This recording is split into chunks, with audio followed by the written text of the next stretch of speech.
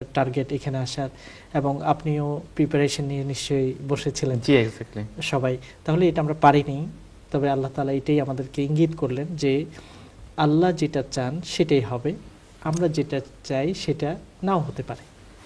আরবিতে একটা প্রবাদ আছে, আনতা তুরিদু ওয়া আনা উরিদু ওয়াল্লাহু ইয়াফআলু মা ইউরিদ। আপনিও চান আমিও চাই, কিন্তু সেটা হবে যেটা আল্লাহই চায় সেটাই হবে। কাজেই এই ঈমানটা আমরা পথের এই যাত্রা থেকে শিখতে পারলাম। শুকরিয়া। ভালো লাগলো যে আসলে ঈমানদার প্রতিটা কিছু থেকেই শিক্ষা গ্রহণের চেষ্টা করে। এটা একটা চমৎকার শিক্ষা আমাদের জন্য।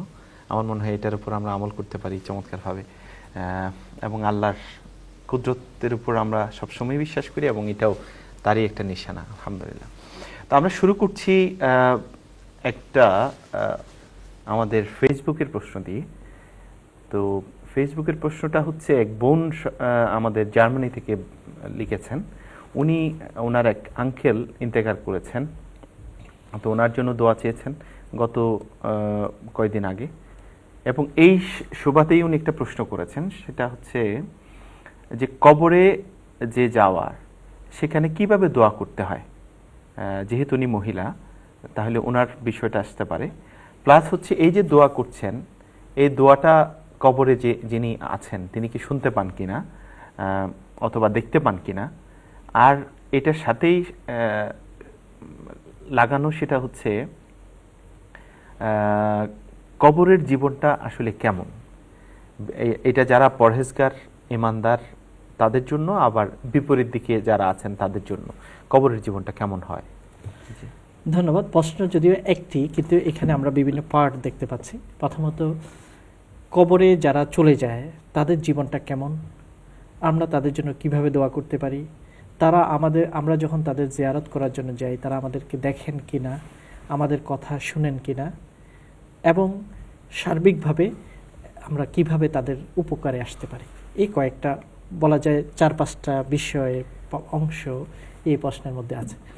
তো প্রথমত, যে কবরবাসী যারা আছে তারা আমাদেরকে শুনতে কিংবা দেখতে পায়, এই ব্যাপারে স্কলাররা, যেমন আল্লামা ইবনে তাইমিয়ার কথা আমরা বলতে পারি, তিনি কিছু প্রমাণ পেশ করেছেন। তার মধ্যে একটা প্রমাণ হলো রাসূলুল্লাহ সাল্লাল্লাহু আলাইহি ওয়াসাল্লাম বলেছেন, বুখারী এবং মুসলিমের মধ্যে আছে, ইয়াসমাউ খাফাকানি আলিহিম হিনা ইউয়াল্লুনা আনহু।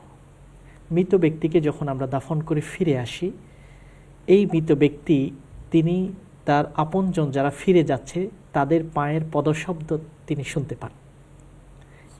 এই কথাটি বুখারী এবং মুসলিম শরীফের মধ্যে আছে। তাতে বোঝা যায় মৃত ব্যক্তিকে যখন কবরে রাখা হয়, তিনি এই জগতে তার নিকটবর্তী কবরের আশেপাশে যা হচ্ছে সেটার আওয়াজ তিনি শুনতে পান, এবং পায়ের পদশব্দ, অর্থাৎ তারা যে চলে যাচ্ছে এই জন্য তার মনের মধ্যে একটা দুঃখ আছে যে আমাকে ফেলে তো চলে যাচ্ছে।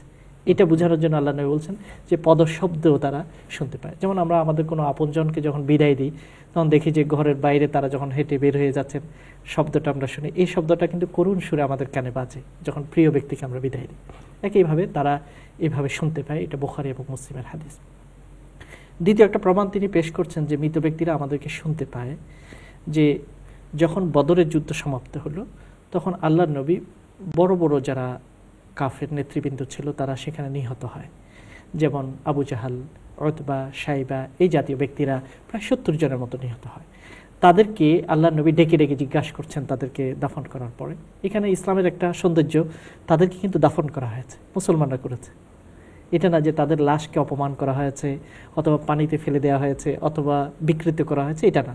মৃত ব্যক্তি, মানুষের যুদ্ধ সেটা একটা ভিন্ন জিনিস, এটা করতে হচ্ছে, কিন্তু তার লাশকে কোনোভাবে ইসলাম অপমানিত করেনি। এটা কিন্তু শিখার বিষয়। আজকাল দেখা যায় যে মৃত ব্যক্তি মারা যাওয়ার পরেও লাশের উপর এসে, আমাদের দেশে আমরা দেখি যে রাজপথে পুলিশ তার উপর চড়া হচ্ছে, অথবা রাজনৈতিক কর্মীগণ তার উপর উঠে লাফাচ্ছে। এই যে একটা মানবতাহীন অবস্থা। কিন্তু ইসলাম কি বলেছে, শত্রু হতে পারে, কিন্তু মারা যাওয়ার পরে তার লাশকে যেন আর অপমান করা না হয়, এবং তাদেরকে দাফন করা হয়েছে। দাফন করার পরে আল্লাহ নবী তাদেরকে জিজ্ঞাসা করলেন, ইয়া উমাইয়া, ইয়া আতবা, ইয়া শাইবা, হাল ওয়াজাদতুম মা ওয়া'আদাকুম রাব্বুকুম হাক্কা। তোমাদের রব তোমাদেরকে বলেছিল যে ঈমানের পথে আসো, না আসলে কি শাস্তি সেটাও তিনি বলেছেন। এখন তোমরা একটু বলো যে তিনি যেই কথাটা বলেছেন সেটা কি সত্য হিসেবে তোমাদের কাছে প্রমাণিত হয়েছে? ওয়াকাদ ওয়াজাদতু মা ওয়াআদা রব্বি হাক্কা, আমার রব আমাকে যেটা বলেছেন, যে ওয়াদা আমাকে করেছেন তোমাকে বিজয় দেব, সেই বিজয়ের ওয়াদা আল্লাহ সত্য করে আমাকে প্রমাণ করে দিয়েছেন, আমি পেয়ে গেছি। তোমাদেরকে যেটা বলেছেন ওইটা কি পেয়েছো? এই কথাগুলো যখন একটা মৃত লাশের সাথে আল্লাহ নবী বা দাফনের পরে বলছেন, তখন হযরত ওমর রাদিয়াল্লাহু তাআলা আনহু পাশে ছিলেন। তিনি জিজ্ঞাসা করলেন, ইয়া রাসূলুল্লাহ কাইফা ইয়াসমাউন ওয়া আন্না ইউজিবুন, এগুলো তো মৃত লাশ, এগুলোকে দাফন করা হয়েছে, তারা কিভাবে শুনবে, আবার কিভাবে বা আপনার প্রশ্নের উত্তর দেবে তারা? তখন আল্লাহ নবী উত্তরে বলেন, ফাকালা ওয়াল্লাযী নাফসি বিয়াদিহি মা আনতা বিআসমাআ লিমা আকুলু মিনহুম, তুমি যেভাবে শুনছো তার চেয়ে কোনো অংশে কম নয় যে তারা শুনতে পাচ্ছে না, অর্থাৎ তোমার শোনার মতোই তারা শুনতে পাচ্ছে, কোনো অংশে কম নয়। এটা থেকে বোঝা যায় মৃত ব্যক্তিও জীবিতদের কথা শুনতে পান। এই হাদিসগুলো থেকে এটা প্রমাণিত হয়। একইভাবে আমরা আরো দেখি যে আমরা আল্লাহ নবী যখন কবরে যেতেন কিভাবে জিয়ারত করতেন, কিভাবে সালাম দিতেন। এভাবে বলতেন, আসসালামু আলাইকুম দা আহলাদ দিয়ারি মিনাল মুমিনিন ওয়াল মুসলিমিন ওয়া ইন্না ইনশাআল্লাহু বিকুম লাহিকুন ওয়া ইয়ারহামুল্লাহুল মুস্তাকদিমিনা মিন্না ওয়া মিনকুম ওয়াল মুস্তাখিরিন নাসআলুল্লাহা লানা ওয়া লাকুমুল আফিয়া। এরকম আল্লাহ নবী দোয়া পড়তেন, যার অর্থ হলো আসসালামু আলাইকুম আহলাদ দিয়ার, হে কবরবাসী, তোমাদের মধ্যে যারা ঈমানদার, তোমরা যারা মুসলিম, তোমাদের সকলের উপর শান্তি বর্ষিত হোক। ওয়া ইন্না ইনশাআল্লাহু বিকুম লাহিকুম, তোমরা এটা মনে করো না যে তোমরা চলে গেছে আমরা যাব না, তা না, আমরাও তোমাদের সাথে এসে জয়েন করব। এবং আল্লাহ যেন যারা আগে গিয়েছে এবং যারা পরে যাবে তাদের সবাইকে যেন আল্লাহ রহম করেন। নাসআলুল্লাহ লানা ওয়া লাকুমুল আফিয়া, আমাদের সবার জন্য প্রশান্তি আল্লাহর কাছে কামনা করছি। তাহলে এটাই হলো সুন্নাত, এটা পড়া। আরো দোয়া আছে, আল্লাহুম্মা লা তাহরিমনা আজরাহুম ওয়া লা তাফতিননা বা'দাহুম, হে আল্লাহ তারা যে মঙ্গল পাচ্ছে, রিওয়ার্ডস পাচ্ছে, সেখান থেকে আমাদেরকে তুমি বঞ্চিত করো না, এবং তাদের পরে আমাদেরকে নানা ফিতনা ফাসাদের মধ্যে জড়িত করো না। ওয়াগফির লানা ওয়া লাহুম, তাদেরকেও ক্ষমা করে দাও, আমাকেও ক্ষমা করো। এইরকম হাদিস দ্বারা এটা প্রমাণিত আছে, বুখারী এবং মুসলিমে এই শব্দগুলো এসেছে। তাহলে আমরা কবরবাসীকে অ্যাড্রেস করছি, আসসালামু আলাইকুম, তোমাদের উপর শান্তি বর্ষিত হোক। তাহলে বোঝা যায় এটা থেকে একটা প্রচ্ছন্ন ইঙ্গিত আমরা পাই যে তারা আমাদেরকে শুনতে পায়। এবং এরপরেও আরও আছে, আরও হাদিস দ্বারা প্রমাণিত আছে যে আল্লাহ নবীর ব্যাপারে তো সরাসরি আসছে যে একদল ফেরেশতাকে আল্লাহ নিজে উত্তর রাখে, যেখানেই তারা আমার উপর সালাম পেশ করে আমার কাছে পেশ করা হয়। আর যখন কেউ আমার কবরের পাশে এসে আমাকে সালাম দেয়, আল্লাহ আমার রূহকে আমার মধ্যে ফিরিয়ে দেন, আমি তাদের উত্তর দিয়ে থাকি। এবং অন্য হাদিস দ্বারা আমরা দেখতে পাই যে আল্লাহ নবী বলেছেন, কোনো মানুষ যখন কবরে থাকে তার কোনো পরিচিত জন যদি তার পাশে যায় এবং কোনো সালাম দেয়, আল্লাহ তাআলা অবশ্যই তার রূহকে সেখানে ফেরত দেন এবং তিনি তার কথাগুলোকে শুনতে পায়। তাহলে এইসব হাদিসগুলো থেকে আমাদেরকে একটা প্রশান্তি দেয় যে হ্যাঁ, আমরা কবরে গেলে আমাদের মৃত ব্যক্তিরা আমাদেরকে দেখেন এবং আমাদের সালাম তাদের কাছে আল্লাহ পৌঁছান এবং তাদেরকে আল্লাহ উপযুক্ততা দেন, তারা যেন আমাদের কথাগুলোকে উত্তর দিতে পারে। তবে এখানে স্কলাররা এরকমও বলেছেন যে অনেক সময় আমরা জীবিত থাকলেও আশেপাশে অনেকে আসা যাওয়া করে, অনেকে অনেক কথা বলে, সব কথাকে হয়তো আমরা ওইভাবে কনসেন্ট্রেশন কারো শুনি বা শুনতে পারি না। ঠিক মৃত ব্যক্তির ক্ষেত্রে একই অবস্থা প্রযোজ্য। দ্বিতীয় প্রশ্ন আপনি করেছেন যে যারা কবরে আছে তাদের কিভাবে আমরা উপকার করতে পারি।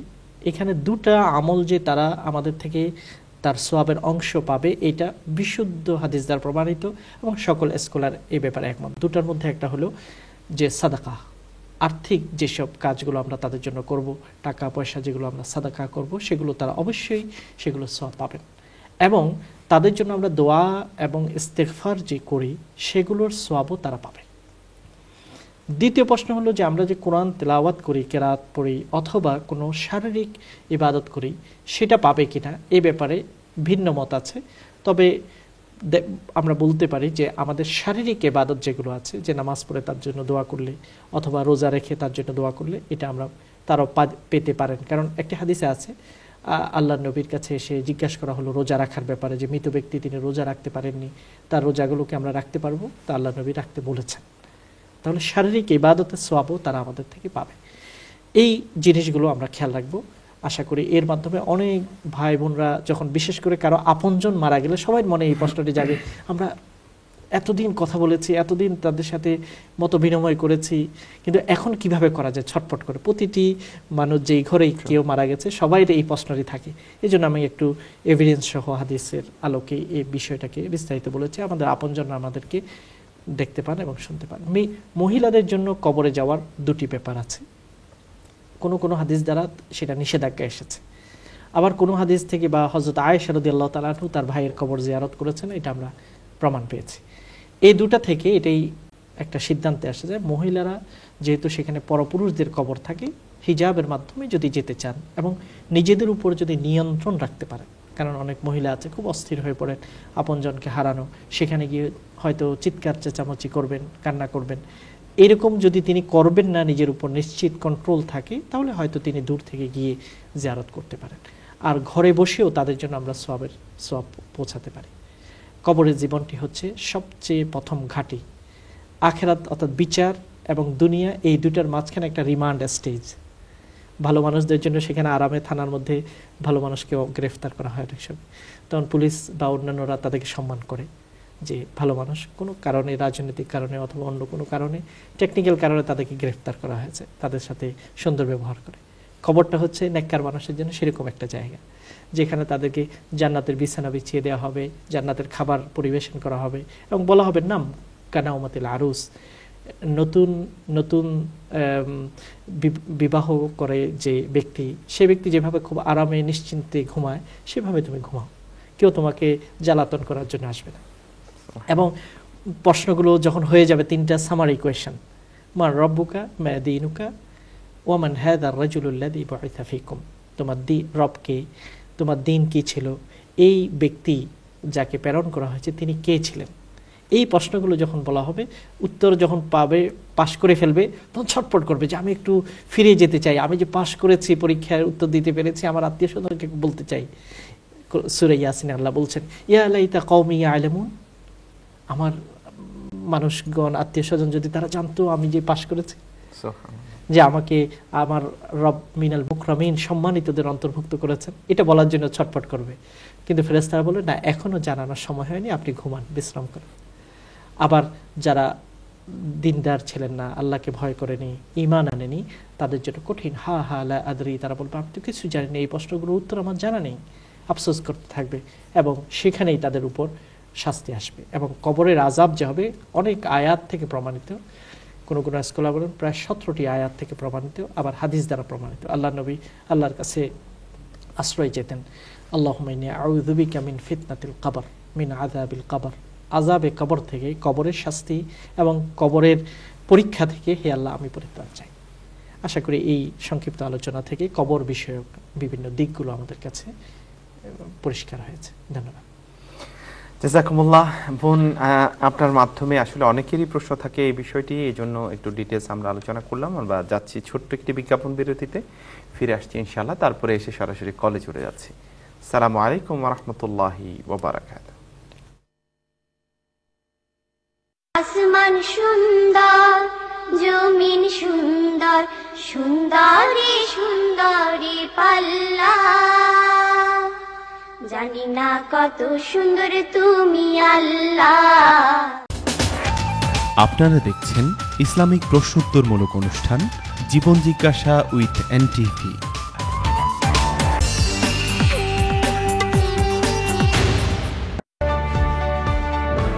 The taste of real mango. Now in Prawn Mango Juice. Prawn Mango Juice. Real mango. MRA global cargo এই প্রথম নিয়ে এলো ব্যতিক্রমী এক সেবা। ইউকের মতোই সমগ্র ইউরোপের যে কোনো জায়গা থেকে আমরা আপনার মালপত্র কালেক্ট করে বাংলাদেশের সর্বত্র ডোর টু ডোর ডেলিভারি দিয়ে থাকি। ইউরোপ জুড়ে এজেন্ট নিয়োগ চলছে। আপনার এজেন্সির জন্য আজই যোগাযোগ করুন। ডলফিনস ভ্যারাইটি স্টোর, এখানে আপনি পাচ্ছেন সব ধরনের হোম এসেনশিয়াল প্রোডাক্টস, হাঁড়ি পাতিল, বাচ্চাদের খেলনা, টয়লেট্রিজ, সিরামিক্স সহ সকল ধরনের গৃহস্থলী জিনিস। আমাদের আরও রয়েছে বিভিন্ন মডেলের মোবাইল ফোনের স্পেশাল অফার। তো আজই আসুন ওয়াটনি মার্কেট ডলফিনস ভ্যারাইটি স্টোরে। যোগাযোগ করুন 0745 7177 956 নম্বরে। Did you know he was the greatest man to have walked the earth? Did you know his every word and action, even today, are followed by over 1.5 billion people? Did you know his legacy has shaped the world more than any other figure in history? These are the facts, yet they remain largely unknown. Exhibition Muhammad, the UK's first exhibition showcasing Muhammad, peace be upon him, the man, message and his mission.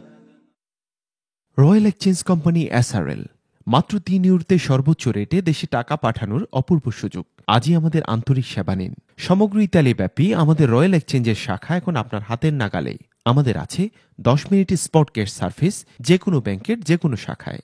এজেন্সির জন্য যোগাযোগ করুন 0698382440। অভিজ্ঞ প্রফেশনালদের পরিচালনায় royal exchange company, সততা এবং আস্থার প্রতীক। রয়্যাল এক্সচেঞ্জ কোম্পানি, প্রিন্সিপাল শাখা Viale Marmora 27, head office Via Umberto ভিয়ানকুমানো 23, রোম, ইটালি। সংসারের সব সময় টানাটানি, লোন, কার্ড বিল, মর্গেজ, নতুন কিচেন, ভাবছেন কিভাবে? না, লটারি না, হাজবেন্ডের ব্যাংক থেকে রিফান্ড এনে দিয়েছে স্মার্ট ক্লেম, 15,000 পাউন্ড পেয়েছেন। আপনার রিফান্ড ক্লেমের জন্য আজই স্মার্ট ক্লেমে যোগাযোগ করুন। Are you unemployed, looking for a job, or just fed up with your current job? Why not get an SIA license and work as a security officer? Fox Training Academy is the leading organisation that specialises in security training. To join, it's as easy as ABC. Apply for course, book the course, come along with your ID. We have a 99% pass rate, so what are you waiting for? Join now and be on your way to a rewarding future. Fox Training Academy. Visit foxtauk.com. স্বপ্ন cash and carry, যে কোনো dry fruit পাচ্ছেন একটি কিনলে একটি free. রাজধানী শহর ঢাকা এবং আধ্যাত্মিক শহর সিলেট জয় করে স্বপ্ন এখন আপনার শহর লন্ডনে। Shwapno cash and carry, 44 to 48 Broad Love Lane, 3DW। Mobarka money ট্রান্সফারের সৌজন্যে আজকের currency rate. Mobarka, east London মসজিদের বিপরীতে।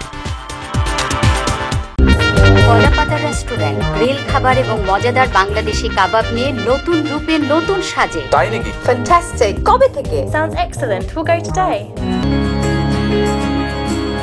ফুচকা, বিরিয়ানি, শাসলিক, স্পেশাল স্বাদের হালিম, চটপটি, ভুনা কলিজা, ভুনা খিচুড়ি, গরুর মাংস এবং রকমারি ভর্তা তো আছে। One more shashlik please. I forget my dad when I eat biryani. For not a lot of money, it's really great. এত কিছু, চলো আজই যাই। কলাপাতার খাবার আপনার স্বাস্থ্যের পরিপূরক।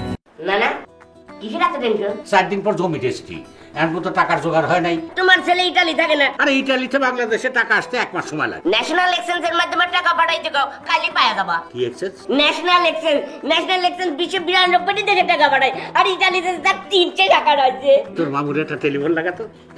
হ্যালো আব্বাজান, তুমি ন্যাশনাল এক্সচেঞ্জের মাধ্যমে টাকা পাঠাও, ওরা নাকি একদিনই বাংলাদেশে টাকা পৌঁছে দেয়। আপনার হাতের কাছে ন্যাশনাল এক্সচেঞ্জ, উন্নত গ্রাহক সেবাই আমাদের লক্ষ্য।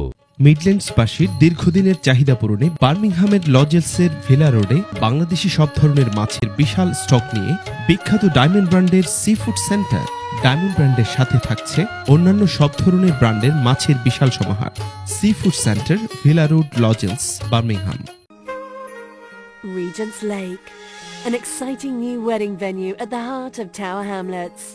Exclusive and inspiring location beside the Regent's Canal and Victoria Park with breathtaking views. Bringing you a warm and personal atmosphere, catering for up to 700 guests with unique features such as bridal ensuite, free on-site car park, balcony VIP lounge and much more. Regent's Lake, for every occasion.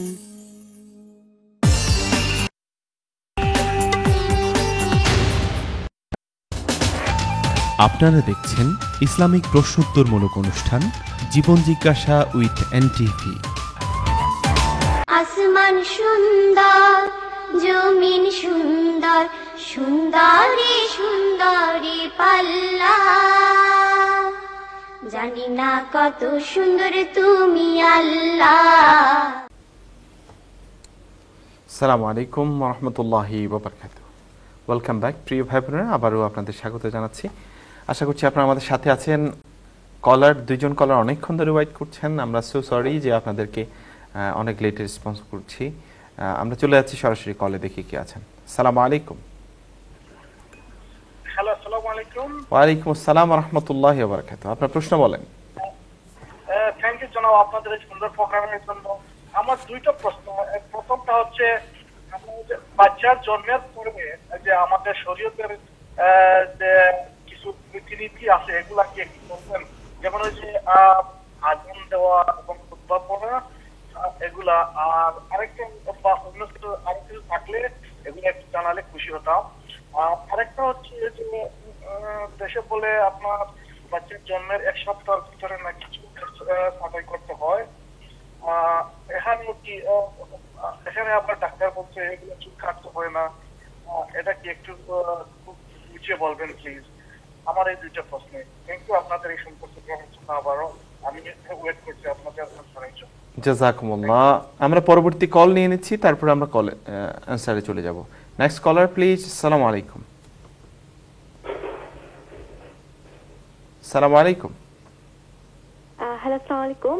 আমি জানতে চাচ্ছিলাম যে আমি যখন নামাজ পড়ি তখন আমার মেয়ে আমার সঙ্গে থাকে আর কি, তো ওকে আমার কার্টুন ছেড়ে দিয়ে তারপর নামাজ পড়তে হয়। তো এটাতে কি আমার নামাজে কোনো সমস্যা হবে কিনা, আর হচ্ছে আমার বাসায় অনেক পুতুল আছে, এটাতে কি আমার নামাজে কোনো সমস্যা হবে কিনা? এই দুটো আমার কোশ্চেন। আসসালামু আলাইকুম। ওয়ালাইকুম আসসালাম ওয়া রাহমাতুল্লাহ। জি, আমরা দুটো প্রশ্ন পেয়েছি, একজন ভাই আর একজন বোন থেকে। প্রথম প্রশ্ন হলো ভাইয়ের যে বাচ্চা জন্মের পরে ইসলামিক রীতিনীতিগুলো কি কি কি করা উচিত, আর সপ্তম দিনে আকিকা বা খাতনা করা এই ব্যাপারে নিয়ম কি। উত্তর হলো যে একজন বাচ্চা যখন দুনিয়াতে আসে তখন তাকে আল্লাহর নামের মাধ্যমে স্বাগতম জানানো উচিত। তার ডান কানে যেন আজান দেওয়া হয়। আজানের শব্দগুলো খুব চমৎকার এবং এর মাধ্যমে ইসলামের পরিপূর্ণ একটা দাওয়াত দেওয়া হয়। কারণ আজানের শব্দগুলোকে বলা হয় দাওয়া আত-তাম্মা, পরিপূর্ণ দাওয়াত ইসলামের। আল্লাহুম্মা রাব্বা হাযিহি দাওয়াতি তাম্মা। কারণ এখানে আল্লাহর কথা আছে, আল্লাহর নবীর কথা আছে, এখানে ভালো পথে আসার কথা আছে, একত্ববাদের কথা আছে। আল্লাহু আকবার, আল্লাহু আকবার, আশহাদু আল্লা ইলাহা ইল্লাল্লাহ। এই শব্দগুলো, আজানের শব্দগুলো বাচ্চার ডান কানে যেন দেওয়া হয়। তাহলে বাবা অথবা অন্য কেউ বাচ্চাকে কোলে নিয়ে কেবলামুখী হয়ে তার ডান কানে আজানগুলো দিয়ে তাকে যেন স্বাগতম জানানো হয়। বাম কানে একামত দেওয়ার কথা প্রচলিত আছে, তবে এটার ব্যাপারে কোনো অথেন্টিক হাদিস আমার দৃষ্টিগোচর হয়নি, কিন্তু আজানের ব্যাপারটি হাদিস দ্বারা প্রমাণিত হয়েছে, আজান দেওয়া। দ্বিতীয় হলো বাচ্চার মুখে মধু কিংবা আল্লাহ নবী কখনো খেজুরের রস, খেজুরকে চাবিয়ে তার রস তার মুখের মধ্যে দিতেন, তাহলে এটা করা যেতে পারে, এটা সুন্নাহ। এরপরে বাচ্চার জন্য একটি সুন্দর নাম নির্বাচন করা, ছেলে কিংবা মেয়ে যেই হোক তার জন্য সুন্দর অর্থবোধক সুন্দর নাম, যেটা দিয়ে ডাকলে তিনি কোনো লজ্জিত হবেন না অথবা গর্বিত হবেন, এইরকম সুন্দর নাম তার জন্য নির্বাচিত করা দরকার। ছেলেদের ক্ষেত্রে নবী, রাসূল অথবা সাহাবায়ে কেরাম অথবা দিনদার মানুষ অথবা যে কোনো সুন্দর অর্থবোধক নাম নির্বাচন করা দরকার। এমন কোনো নাম নির্বাচন করা উচিত নয় যেটা অন্য ধর্মীদের সাথে যুক্ত বুঝায়। তৃতীয় হলো যে সপ্তম দিনে তার চুলগুলোকে শেভ করা, এবং চুল শেভ করার পরে ওই পরিমাণ স্বর্ণ কিংবা রূপা সাদকা করার জন্য আল্লাহ নবী হযরত ফাতিমাকে নির্দেশ দিয়েছিলেন। সেজন্য এটাই সুন্নাহ যে তার পক্ষ হতে কিছু সাদকা করা। এরপর সপ্তম দিনে আকিকা করতে পারলে এটা খুব ভালো এবং এর মাধ্যমে বেশি সওয়াব পাওয়া যাবে। আকিকা হলো প্রতিটি বাচ্চার পক্ষ হতে মা বাবা একটি ছাগল জবাই করা অথবা দুটি ছাগল জবাই করা, ছেলে হলে, মেয়ে হলে একটি জবাই করা, এর মাধ্যমে এই সুন্নতি আদায় করা যায়। এবং আকিকার গোস্ত সেটা কোরবানির গোস্তের মতোই। কোরবানির গোস্ত যেমন আমরা নিজেরা খেতে পারি, আত্মীয় স্বজন বন্ধু বান্ধবদের মধ্যে বিতরণ করতে পারি, দরিদ্রদেরকে দিতে পারি, তেমনিভাবে আকিকার গোস্ত এইভাবে আমরা বন্টন করতে পারব। এটা দরকার নেই যে বড় একটা পার্টি হবে তারপরে আমরা জবাই করব, এখনও মা ভালো করে হাঁটাচলা করতে পারে না, আরও অপেক্ষা করব, বড় ধরনের অনুষ্ঠান করব, এরকম অপেক্ষা না করাই ভালো। বরং সপ্তম দিনে আপনি এই দেশেও বিভিন্ন জায়গায় অর্ডার করে দিতে পারেন অথবা দেশে অর্ডার করে সেটার গোস্ত গরিব দুঃখীদের মধ্যে বিতরণ করতে পারেন, নিজেরাও খেতে পারেন। আকিকা তাড়াতাড়ি করে নেওয়া দরকার, এটা মা বাবার একটা দায়িত্ব। এবং সম্ভব হলে খতনা যদি করানো যায়, অর্থাৎ মুসলমানি যেটা আমরা বলি ছেলেদের ক্ষেত্রে, এটা করে নিতে পারলে ভালো, এবং ডাক্তার পরামর্শে যদি এতে কোনো অসুবিধা না হয় তাহলে এটা করে নেওয়া দরকার। এই জিনিসগুলোই একটি বাচ্চা দুনিয়াতে আসার পর আমাদেরকে করতে হয়। দ্বিতীয় প্রশ্ন আমরা পেয়েছি একজন বোন থেকে, তিনি জানতে চান নামাজ পড়া অবস্থায় বাচ্চাকে কার্টুনে ব্যস্ত করে দিতে হয়, নতুবা বাচ্চা ডিস্টার্ব করবে। এটা খুবই স্বাভাবিক। এসব দেশে যেহেতু অন্য কোনো কাজের লোক নেই বা আপনজনরা থাকেন না, তখন ছোট বাচ্চাদেরকে কার্টুনের কাছেই সাপোর্ট করেই আমাদেরকে কাজগুলো সারতে হয়। এটাতে কোনো অন্যায় নেই, তবে আপনি এমনভাবে দাঁড়াবেন না যাতে করে কার্টুনের শব্দে অথবা সেটা আপনার দৃষ্টিতে আসে, আপনার নামাজ থেকে আপনি ডিস্ট্রাক্টেড হন। এইভাবে আপনি দাঁড়াবেন না, একটা সাইডে তাকে ব্যস্ত রাখবেন এবং যাতে করে সে ওইটাতে ব্যস্ত থাকে। আর ঘরে যদি বাচ্চাদের খেলার কোনো পুতুল থাকে, আমরা আগেই বলেছি পুতুলের ক্ষেত্রে আমরা এরকম পুতুলগুলো আনার চেষ্টা করব ঘরে, যেগুলোতে প্রাণীর শেপটা বেশি প্রকটভাবে যেন বোঝা না যায়। যথাসম্ভব পুতুল দিয়ে খেলা যায়, বাচ্চাদের জন্য এটাতে কোনো আপত্তি থাকে না, তবে শেপটা যেন পুরোপুরি না হয়। এরকম পুতুল যদি থাকে, আপনার নামাজের সামনে যেন না থাকে, এটাই হলো বড় কথা। ঘরে বাচ্চার খেলার জায়গাতে থাকলে তাতে ইনশাআল্লাহ নামাজের কোনো অসুবিধা হবে না ইনশাআল্লাহ। আল্লাহু আ'লাম বিস-সাওয়াব। জাযাকুমুল্লাহ। আমরা পরবর্তী কলে চলে যাচ্ছি, দেখি কে আছেন। আসসালামু আলাইকুম। হ্যালো, আসসালামু আলাইকুম। ওয়া আলাইকুম আসসালাম। বোন, আপনার প্রশ্ন বলেন। আমরা ফ্রাইডে আপনার উমরা যেতাম, তো হুজুরের কাছে আমার একটা প্রশ্ন ছিল। জি বলেন। যে কিছু নিয়ম কারণ কিলা কিতা করতাম, কোন দোয়া পড়তাম, তো আপর সময় কোন দোয়া পড়তাম, একটু তা যদি হুজুরের বালা করিয়া কিলাম দারে কইয়া দিনতে ভালো হইব। আর আপনারা আমরা লাগে দোয়া করবা, আমরা আপনারা লাগে দোয়া করবো। খুব সুন্দর লাগে আপনারা প্রোগ্রাম, আমরা খুব কত কিছু শিখছি এখানে। মাশাআল্লাহ। আপনি দোয়া করবেন আল্লাহ আপনার হজ চমৎকারভাবে পালন করার তৌফিক দেখ। আমরা চলে যাচ্ছি শাকির কাছে। ধন্যবাদ। আমরাও আপনার কাছে দোয়া চেয়ে নিচ্ছি, আপনি পবিত্র জায়গাগুলোতে ইনশাআল্লাহ জীবন জিজ্ঞাসা এবং পুরো পরিবারের জন্য সারা পৃথিবীর যে প্রান্তেই আমাদের পরিবারের সদস্যরা আছেন সকলকে যেন আল্লাহ দ্বীনের পথে রাখেন, সুস্থ ভালো রাখেন, এই জন্য আপনি দোয়া করবেন।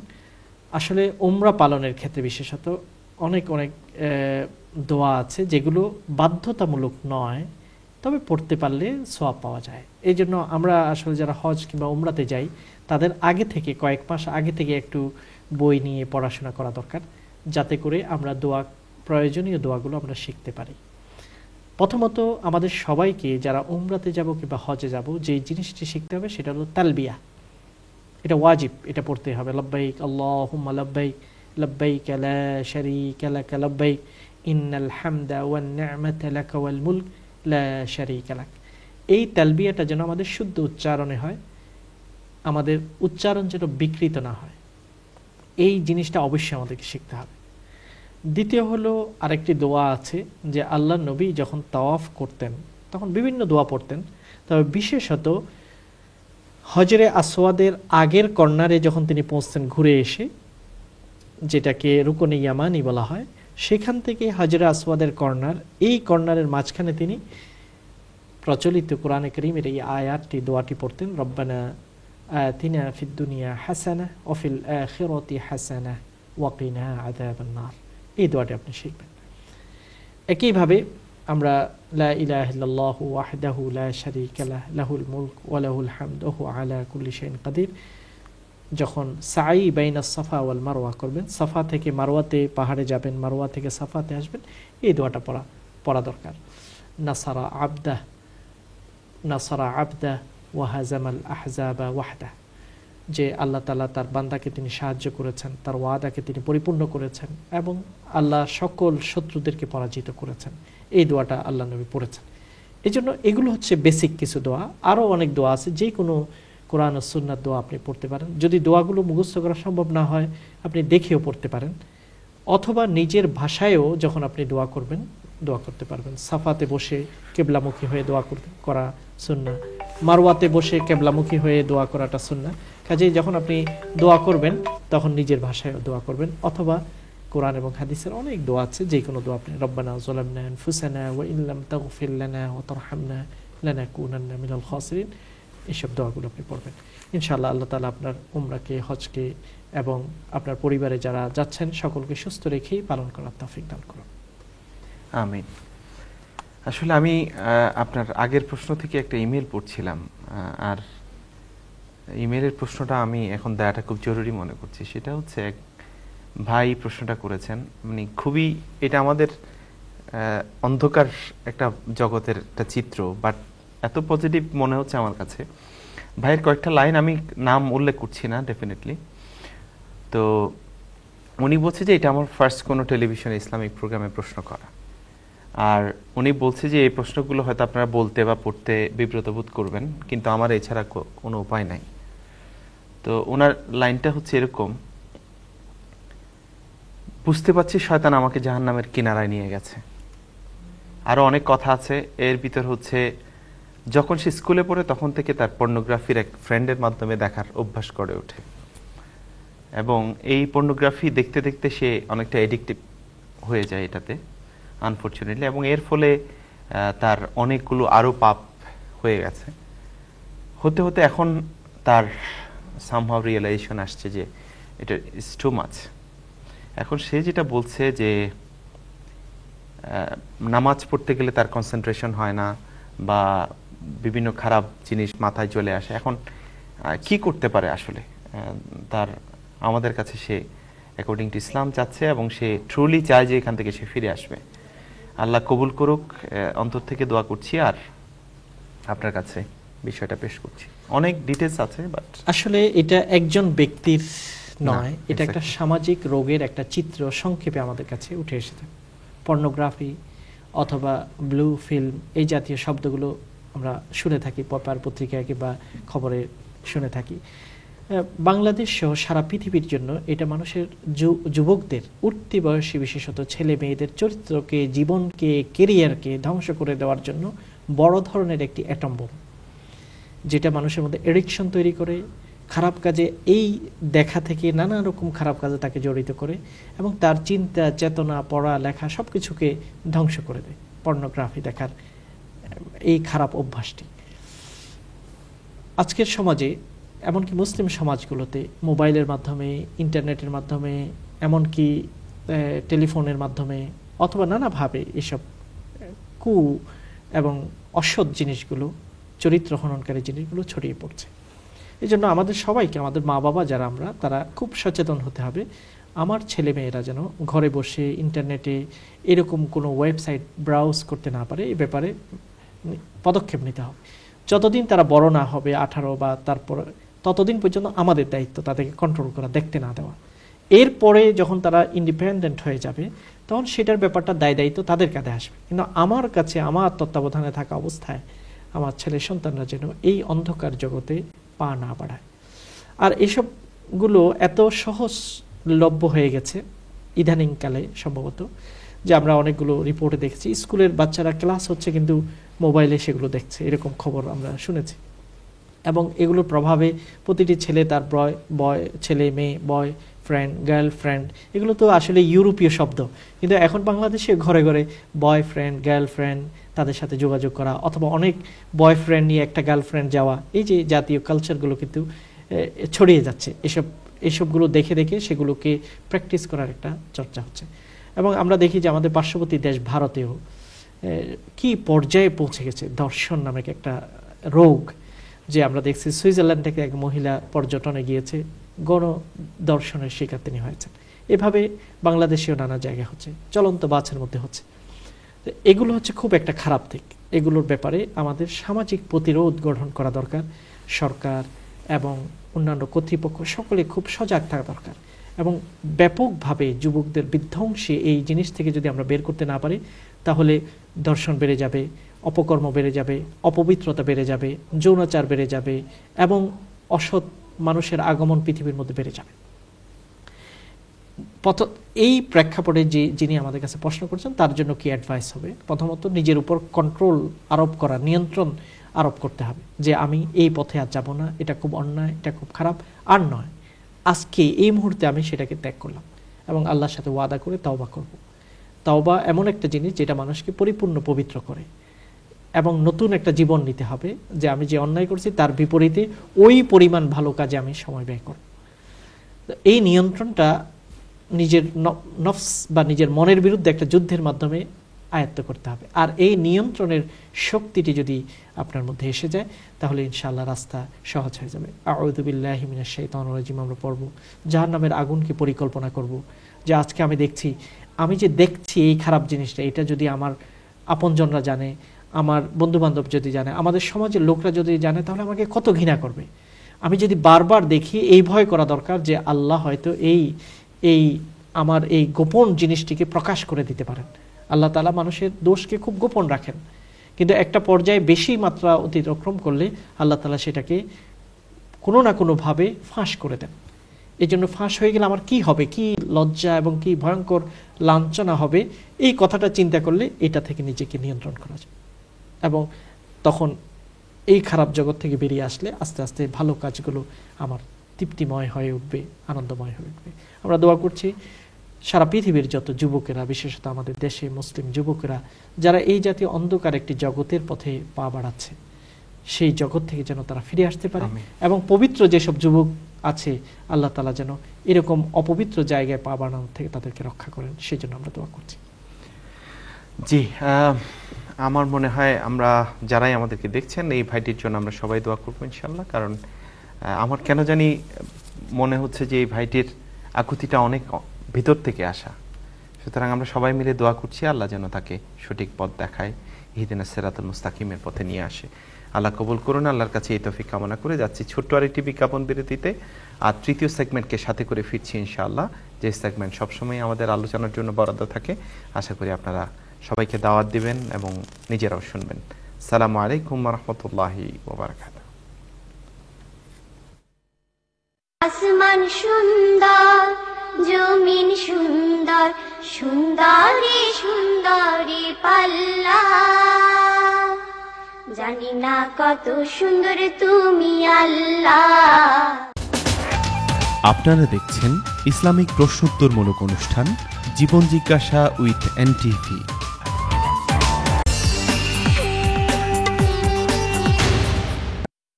হক সাহেব বিলাতো 20 বছর ধরে আসইন, পৌত্তা খামাইছইন, কারণ তাই প্রত্যেকটা খাম পাবিয়া চিন্তা করইন। যেমন দেশ দেখা ফাটাইবার সময় দেখইন কোন জায়গাত রেট বেশি, কোন কলিং কার্ডও মিনিট বেশি, এমনকি তা কোন মরিচ জাল বেশি। খালি একটা খাম করইন নিশ্চিন্তে, দেশ যাওয়ার টিকিট করইন এরোলেক্স ট্রাভেল থাকি। এরোলেক্স ট্রাভেল গত 20 বছরের বেশি সময় ধরে দিয়াইরা কোয়ালিটি সার্ভিস আর কম্পিটিটিভ প্রাইসের নিশ্চয়তা। জেনারেল অটো সার্ভিসেস নিয়ে এলো আকর্ষণীয় ক্যাশব্যাক অফার। এখন থেকে প্রতিটি ক্লেমে আপনি পেতে পারেন 200 পাউন্ড ক্যাশব্যাক। এ সুযোগ সীমিত সময়ের জন্য। General auto services. বাংলাদেশে বর্তমান সহিংসতা ও মহানবী হযরত মুহাম্মদ সাল্লাল্লাহু আলাইহি ওয়াসাল্লামের কটূক্তির প্রতিবাদে এক আলোচনা সভা। স্থান ভিয়াভিসা সান্তোনাতো, বলোনিয়া, ইতালি। সময় 24 মার্চ রবিবার বিকাল 3টা। এই আলোচনা সভায় আপনারা সবান্ধবে আমন্ত্রিত। আয়োজনে global foundation for human rights, Italy, Bologna শাখা। সেফ লিঙ্ক ট্রাভেলস ফিরোজ খান এবং কাজী শাহিদ হোসেনের যৌথ পরিচালনায় সুদীর্ঘ 21 বছরের অভিজ্ঞতার আলোকে ইতালির সুপরিচিত ট্রাভেল এজেন্সি। এখানে পাবেন এমিরেটস, কাতার, সৌদি, বিমান বাংলাদেশ এয়ারলাইন্স সহ সকল এয়ারলাইন্সের বিশেষ অফার, ইংল্যান্ড, আমেরিকা সহ বিশ্বের সকল দেশের visa processing, Italian tour operator দ্বারা পরিচালিত স্বল্প মূল্যে ইউরোপ প্যাকেজ ট্যুরের বিশেষ সুবিধা। যাত্রী সেবাই আমাদের মূল লক্ষ্য। Boishakhi Mela is back and bigger than ever. Due to its massive popularity, Boishakhi Mela moves to Victoria Park on Sunday 12th May 2013. You are invited to trade or showcase your product and services to a captive audience of over 100,000 people. The Trade Fair and Expo Pavilion is exclusively designed to cater for upmarket business, trade and promotions, including property developers, banks, money exchange, food manufacturers and exporters, amongst others. Limited availability. Don't miss out. Book your stand now. Boishakhi Mela 2013, Europe's largest Asian open-air festival. আজি এলো চুলে তুমি খোপা বাঁধনি, কপালে কুমকুম, চোখে কাজল তুমি আঁকনি, তবুও লাগছে ভালো, ছুঁয়েছো এমন। প্রিয়াঙ্কা শাড়িতে নারী সুন্দরী প্রতিভা। Priyanka, 314 Bethnal Green Road, London E2. Restaurant ব্যবসার ঝামেলার শেষ নেই, তার উপর আমার তান্দুরি শেফের হাত গেল পুড়ে। তাকে দিলাম কাজ থেকে 2 সপ্তাহের ছুটি, আবার সেদিন বাড়ি ফেরার পথে বন্ধুর গাড়িতে হলো অ্যাক্সিডেন্ট। আমার অ্যাক্সিডেন্টের ক্ষতি আদায় করতে স্মার্ট লিগেলে গিয়ে জানতে পারলাম তারা শেফদের আর কাজের জায়গায় অ্যাক্সিডেন্ট ক্লেমের ক্ষতি আদায় করতেও বিখ্যাত। সঙ্গে সঙ্গে সুখবরটা জানিয়ে দিলাম আমার তান্দুরি শেফকে। ঠিকই করেছি, তার উপায় করেছি। কাজের জায়গায় দুর্ঘটনা স্বাভাবিক নয়। জলাপোড়া, injuries from violent customers or colleagues কিংবা যে কোনো অ্যাক্সিডেন্টের ক্লেম করতে যোগাযোগ করুন স্মার্ট লিগ্যাল। বেচারা আইনি সমস্যার কারণে বড্ড চিন্তিত। হঠাৎ খোঁজ পেল ওয়েস্টমিনিস্টার ল চেম্বারের। গুটি গুটি পায়ে পৌঁছে যায় চেম্বারে। অতঃপর দেখা মিলল পাবলিক অ্যাক্সেস ব্যারিস্টার আহমেদে মালিকের সাথে। দীর্ঘ আলাপচারিতার পর মিলল সমাধান এবং চিন্তিত মানুষটির মুখে এখন হাসির ছিলে। Westminster law chamber, 243A Whitechapel road, London E1 1DB। Phone 0207247845. MRA global cargo এই প্রথম নিয়ে এলো ব্যতিক্রমী এক সেবা। ইউকের মতোই সমগ্র ইউরোপের যে কোনো জায়গা থেকে আমরা আপনার মালপত্র কালেক্ট করে বাংলাদেশের সর্বত্র ডোর টু ডোর ডেলিভারি দিয়ে থাকি। ইউরোপ জুড়ে এজেন্ট নিয়োগ চলছে। আপনার এজেন্সির জন্য আজই যোগাযোগ করুন। ফ্লাইট কনসেপ্টে বিশ্বের যে কোনো দেশের এয়ার টিকিট পাওয়া যায়। এবার সৌদি এয়ারলাইন্সের বিশেষ অফার, লন্ডন জেদ্দা লন্ডন মাত্র 470 পাউন্ড। এ সুযোগ সীমিত সময়ের জন্য। আজই যোগাযোগ করুন ফ্লাইট কনসেপ্ট 0207-375-0055। তোমরা অন্য রাইত নানি, তুমি ঘুমাও না? আমার না ঘুমানির বেমার হইছে। কিতা বেমার? জিটক। আমি কত জানা আজ কিন্তু হারা রাইত মাতমু। Don't you care about the phone bill? No, because it's GTalk. তোমার খান্দার খারাপ? তুমি ওটাও শুনে রইছো? খুব বালা করি হুনরাম, because it's GTalk. Crystal clear voice, 24 hours customer care. ও জিনা। জিনা নাই, জেনা। ও না ফোন রাখলা। স্পিড ডায়াল জান। G-Talk, clear voice.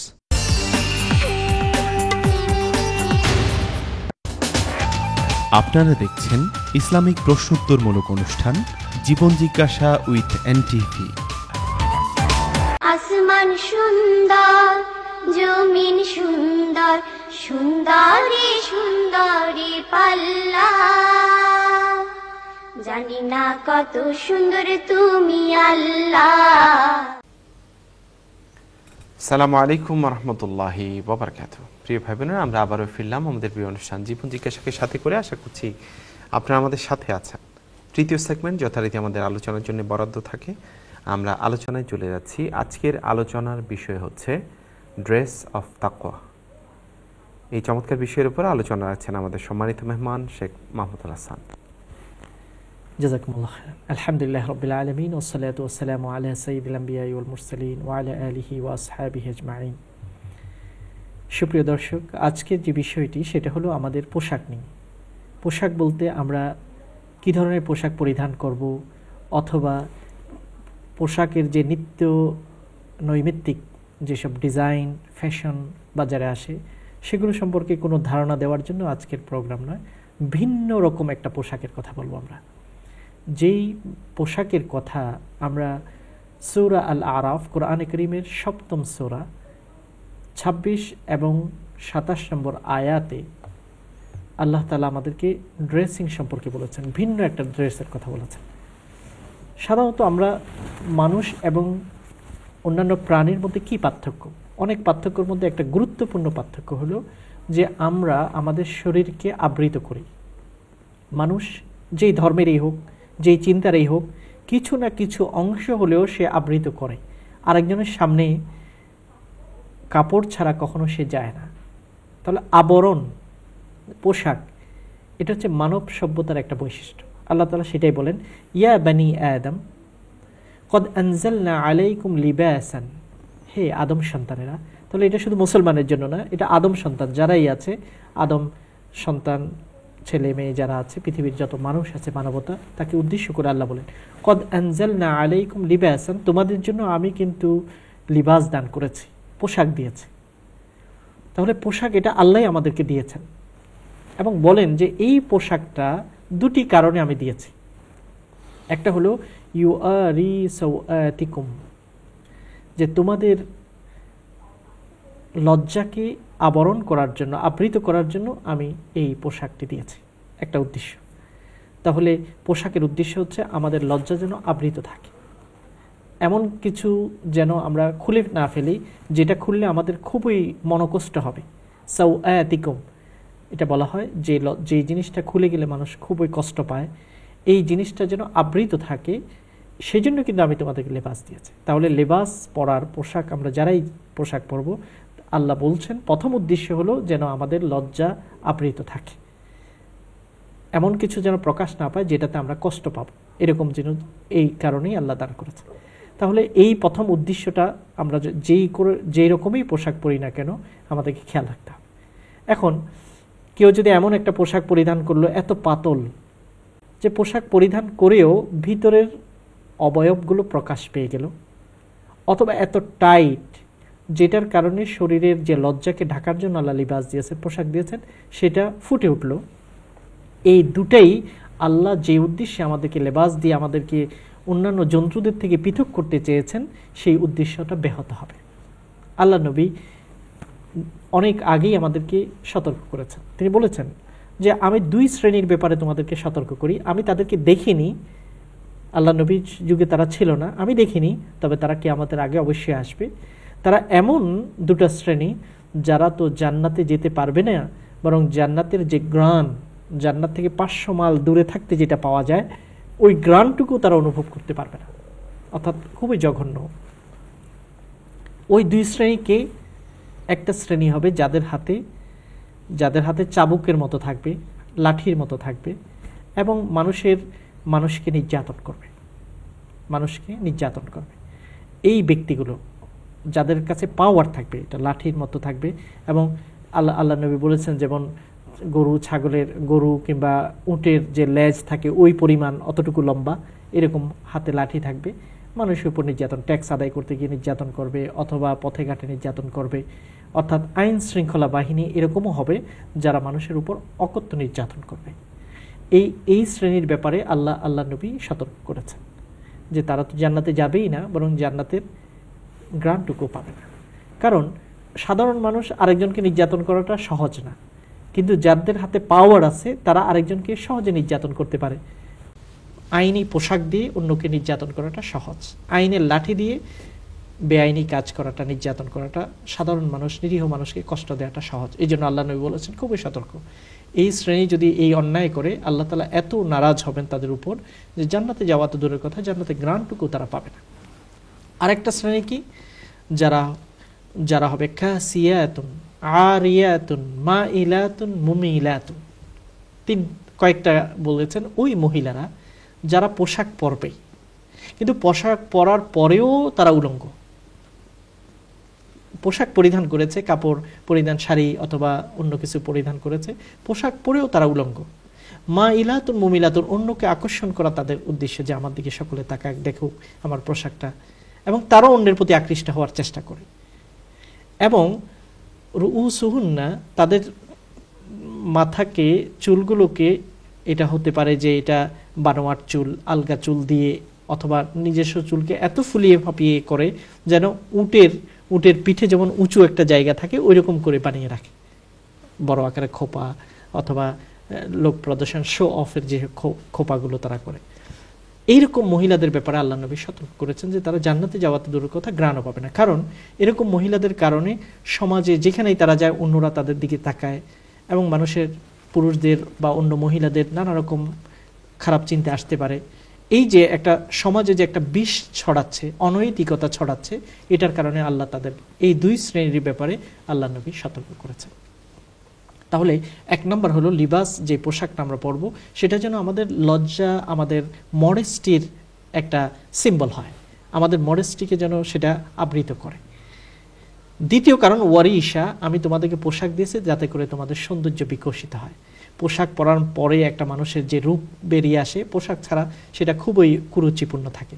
তাহলে পোশাকটা আল্লাহ দুটো উদ্দেশ্যে আমাদেরকে দিয়েছেন, এক তো আমাদের লজ্জাকে আবৃত করা, দ্বিতীয় হলো আমাদের সৌন্দর্যকে আল্লাহ তাআলা বৃদ্ধি করা। ইসলামের দৃষ্টিতে পুরুষ এবং নারীর জন্য পোশাকের কতগুলো নিয়ম নীতি আছে, যে খুব বেশি পাতলা হবে না, খুব বেশি টাইট হবে না, এবং অন্য কোনো ধর্মের সিম্বল ব্যবহার করা যাবে না, যেমন ক্রস চিহ্ন ইত্যাদি, এরকম কোনো সিম্বল থাকতে পারবে না কাপড়ে। নারী এবং পুরুষ একজন আরেকজনের সাথে সাদৃশ্যপূর্ণ ড্রেস পরবে না, নারী নারীর পোশাক পরবে, পুরুষ পুরুষের পুরুষের পোশাক পরবে। পুরুষের জন্য আরো কয়েকটা নীতি আছে, যেমন সিল্কের কাপড় তারা পরবে না এবং বেশি রং চঙে কাপড় না পরার কথাও আছে। তাহলে শয়তান কিন্তু আমাদের মা বাবার কাপড় খোলার চেষ্টা করেছে। তা আল্লাহ আমাদেরকে সতর্ক করেন, তোমাদের মা বাবার শত্রু তাদের কাপড়কে খোলার চেষ্টা করেছিল, যেভাবে তাদের কাপড় খুলেছে এভাবে যেন তোমাদের কাপড় খুলতে না পারে, তোমরা সাবধান। এখানে কাপড় আমাদের বাইরের কাপড় খুলেও বোঝানো হতে পারে, কিন্তু মনের পোশাক যেটা আছে সেটার কথাই সবচেয়ে গুরুত্ব দিয়ে বলা হচ্ছে। কারণ শয়তান এখন আমাদের মনের ভয়, আল্লাহর ভয়, এটাকে টেনে খুলে ফেলতে চায়। আর যখন মনের ভয় না থাকে, লজ্জাবোধ থাকবে না, মডেস্টি থাকবে না, আমরা যা ইচ্ছা তাই করতে পারবো। দুর্নীতি করে বড় জোরে আরো কথা বলতে পারবো, লজ্জাই লাগবে না। সন্ত্রাস করে সন্ত্রাসের গড ফাদার হয়েও আমি নীতির কথা বলতে মানুষের কাছে আসবো, আমার ভয় লজ্জা লাগবে না। কারণ মন অন্তরে যে তাকওয়ার পোশাকটা আমি হারিয়ে ফেলেছি। এই জন্য আমরা আজকে যে বিষয়টির প্রতি গুরুত্ব দিতে চাই, যে বাইরের পোশাকের জন্য যেমন বাইরের পোশাকের সৌন্দর্য, রূপ ইত্যাদি আমরা খেয়াল করি যে কোনটার সাথে কোনটা ম্যাচ হবে, কি আমার উপরেরটার সাথে টপের সাথে লো দুটা গার্মেন্টস মিলছে কিনা, আমরা অনেক সচেতন থাকি কাপড়ের ব্যাপারে, এটাতে কোনো অন্যায় নেই। কিন্তু আমার মনের পোশাকটা, মনের স্পিরিচুয়াল পোশাকটা ম্যাচ হচ্ছে কিনা, কতটুকু উন্নত হচ্ছে, এটা কি শর্ট হয়ে যাচ্ছে কিনা, কোনো অংশ উলঙ্গ হয়ে যাচ্ছে কিনা, এই বিষয়টা আমাদের খেয়াল করতে হবে। মনের পোশাক যে গুরুত্বপূর্ণ তার একটা দৃষ্টান্ত আমরা হাদিস থেকে পাই। হযরত ওমর ইবনুল খাত্তাব রাদিয়াল্লাহু তাআলা আনহুর একটি হাদিস, আল্লাহ নবী সাহাবায়ে কেরামদেরকে বললেন, আজকে আমি রাত্রে একটি স্বপ্ন দেখেছি। স্বপ্নটি আল্লাহ নবী নিজেই দেখেছেন। নবীদের স্বপ্নটি অত্যন্ত গুরুত্বপূর্ণ এবং সেটা ওয়াহির সমতুল্য হিসেবে পরিগণিত হয়। তিনি বললেন, আমি স্বপ্নে দেখেছি। কি দেখেছি? আমি দেখলাম কিছু মানুষ আমার কাছে আসলো, তাদের কাপড়, অনেকের কাপড় আমি দেখলাম হাঁটু পর্যন্ত, অনেকের কাপড় আমি দেখলাম বুক পর্যন্ত, পুরো শরীর আবৃত হচ্ছে না। এরপরে আমি দেখলাম ওমরকে আমার কাছে আনা হলো এবং তার কাপড় দেখলাম পুরো শরীর আবৃত হয়ে আরো নিচে আছে, পুরো শরীর ঢেকে আরো কিছু অতিরিক্ত আছে। তখন হযরত ওমর এবং অন্যান্যরা জিজ্ঞাসা করে, ইয়া রাসূলুল্লাহ, এই স্বপ্নটির কি ব্যাখ্যা? তখন আল্লাহ নবী এই স্বপ্নটির সুন্দর ব্যাখ্যা দিয়েছেন। তিনি বলেছেন, এই পোশাক স্বপ্নে দেখার অর্থ হলো, এই পোশাক বলতে আল্লাহ বুঝাচ্ছেন আল্লাহর ভয়, ধার্মিকতা এবং দ্বীনদারি। অর্থাৎ কারো পোশাক হাঁটু পর্যন্ত, এর অর্থ হলো তার ধার্মিকতা হলো 70%, কারো ধার্মিকতা 60%, কারো ধার্মিকতা 30%, 5 মার্ক হচ্ছে না, শর্ট, বুক পর্যন্ত এসে কাপড় নিচের দিকে আর যাচ্ছে না, খোলা, আবৃত, অনাবৃত। কিন্তু হযরত ওমরের পুরো শরীর ঢেকেও আরো পায়ের নিচেও কেন কাপড়? অর্থাৎ আল্লাহর ভয় তার অন্তরে এত বেশি যে পুরো শরীর ঢেকেও মন পুরাটা ড্রেস হয়ে আরো অতিরিক্ত আছে। হযরত ওমরের ভয় কিরকম ছিল? তিনি যখন রাষ্ট্রীয় ক্ষমতায় ছিলেন তখন তিনি রাতের বেলায় ঘুমাতে পারতেন না, আমরা সকলেই জানি। জনগণ, আমি তাদের দায়িত্ব আল্লাহ আমার কাঁধে দিয়েছেন, আমি আরামে ঘুমাবো, তারা যদি কোনো যন্ত্রণায় থাকে তাহলে তো আল্লাহ আমাকে শাস্তি দেবেন। এই ভয়ে তিনি পথে পথে ঘুরতেন রাতের বেলায়, আরামের ঘুমকে হারাম করেছেন। এবং হযরত ওমর রাদিয়াল্লাহু তাআলা আনহু, হযরত আবু বকর, এই দুইজন ব্যক্তি এত ভিন্ন ইতিহাস পৃথিবীর ইতিহাসে সৃষ্টি করেছেন, যারা ক্ষমতায় থাকার আগে ধনী ছিলেন, ধনাঢ্য ছিলেন, কিন্তু ক্ষমতায় যাওয়ার পরে তালি লাগানো পোশাক পরিধান করেছেন। পৃথিবীর ইতিহাসে আমরা উল্টাটাই দেখি, ক্ষমতায় যাওয়ার আগে খুব দরিদ্র, সাদাসিধা, বাড়ি নেই, ঘর নেই, ক্ষমতায় যাওয়ার সাথে সাথে 1-2 বছরে এখানে প্লট, এখানে ফ্ল্যাট, এখানে এই, মানে আঙ্গুল ফুলে যেটাকে কলা গাছ বলা হয়, এটাই হয়ে যায় সাধারণত, এটাই সমাজ। কিন্তু হযরত ওমর কি ছিলেন, হযরত আবু বকর কি ছিলেন? ক্ষমতায় যাওয়ার আগে ছিলেন তারা ধনী, দায়িত্ব পাওয়ার পরে তারা এত ভয়ে, এত কোণঠাসা হয়ে গেছেন যে তাদের কাপড়ে পর্যন্ত তালি লেগে গেছে। এবং আল্লাহ হযরত ওমরের যুগে আমরা অনেক অনেক ঘটনার কথা জানি, আমরা তার জীবনী পড়তে পারি, 2 খণ্ডে হযরত ওমরের জীবনী ইংরেজিতে পাওয়া যায়, আরো অনেক কিতাব আছে। তিনি রাষ্ট্রের সকলের জন্য কাপড় বিতরণ করলেন। সেই অনুযায়ী তিনি রাষ্ট্রপ্রধান হিসেবে তিনিও একটি অংশ কাপড় পেলেন, তার ছেলেও পেল, হযরত আব্দুল্লাহ ইবনে ওমর তিনিও পেলেন, অন্যান্য সকল প্রতিটি ব্যক্তি মাথা পিছু তাদের জন্য কাপড় বিতরণ করা হয়েছে বাইতুল মাল থেকে। জুমার দিন তিনি খুতবা দিচ্ছেন, পুরা জামা, বড় জামা সকলকে যেরকম বিতরণ করা হয়েছে ওই জামা দিয়ে তিনি খুতবা দিচ্ছেন। একজন ব্যক্তি বলল, আমিরুল মুমিনিন, আপনার খুতবা দেওয়ার আগে আমার একটা প্রশ্নের উত্তর দিতে হবে, জবাবদিহিতা। আজকের আধুনিক সমাজে আমরা জবাবদিহিতার কথা বলি, টলারেন্সের কথা বলি, হযরত ওমরের যুগের কথা আমরা বলছি, এগুলো স্বপ্নের মতো মনে হয়। তিনি বলেন আপনি খুতবা দেবেন, রাষ্ট্রীয় ভাষণ দেবেন, খুতবাটাই সেই যুগের রাষ্ট্রীয় ভাষণ, তার আগে একটা প্রশ্নের উত্তর দিতে হবে। আপনি আমাদের সবাইকে কাপড় বিতরণ করেছেন, আমাদের কাপড় দিয়ে তো এতটুকু জামা আমরা বানাতে পারিনি, আপনারটা কি করে পুরা জামা হলো? তাহলে আপনি নিশ্চয়ই আমাদের চেয়ে বেশি অংশ নিয়েছেন। তখন তিনি বললেন এই প্রশ্নটির উত্তর আমি দেব না, আমার ছেলে আব্দুল্লাহ ইবনে ওমরকে আমি দেওয়ার জন্য বলবো। আব্দুল্লাহ ইবনে ওমর সবার সামনে বলল যে আসলে আমি আমার বাবাকে আমার অংশটুকু, আমি বললাম যে আপনারটা দিয়ে আপনারও জামা হচ্ছে না, আমারটা দিয়ে আমার জামা হচ্ছে না, তার চেয়ে আমি চাই যে আমাকে যে অংশটুকু আমি পেয়েছি বাইতুল মাল থেকে সেটা দিয়েই আপনি আপনার জামা পরিধান করবেন, এটা আমিই দিয়েছি। তখন সবাই শান্ত হয়ে খুতবা শুনছে। এই যে আল্লাহর ভয়, এখানে তিনি অতিরিক্ত নিতে পারতেন, পুলিশ দিয়ে ভয় দেখাতে পারতেন অথবা অন্য কিছু, সেটা করেননি, আল্লাহকে ভয় করেছেন। এবং তিনি বলেছেন তার একটা বিখ্যাত উক্তি হযরত ওমরের, মানে ধার্মিকতা, মনের পোশাকটা এত বড় ছিল যে পুরাটা কভার হওয়ার পরেও অতিরিক্ত রয়েছে, আল্লাহ নবী সার্টিফাই করেছেন।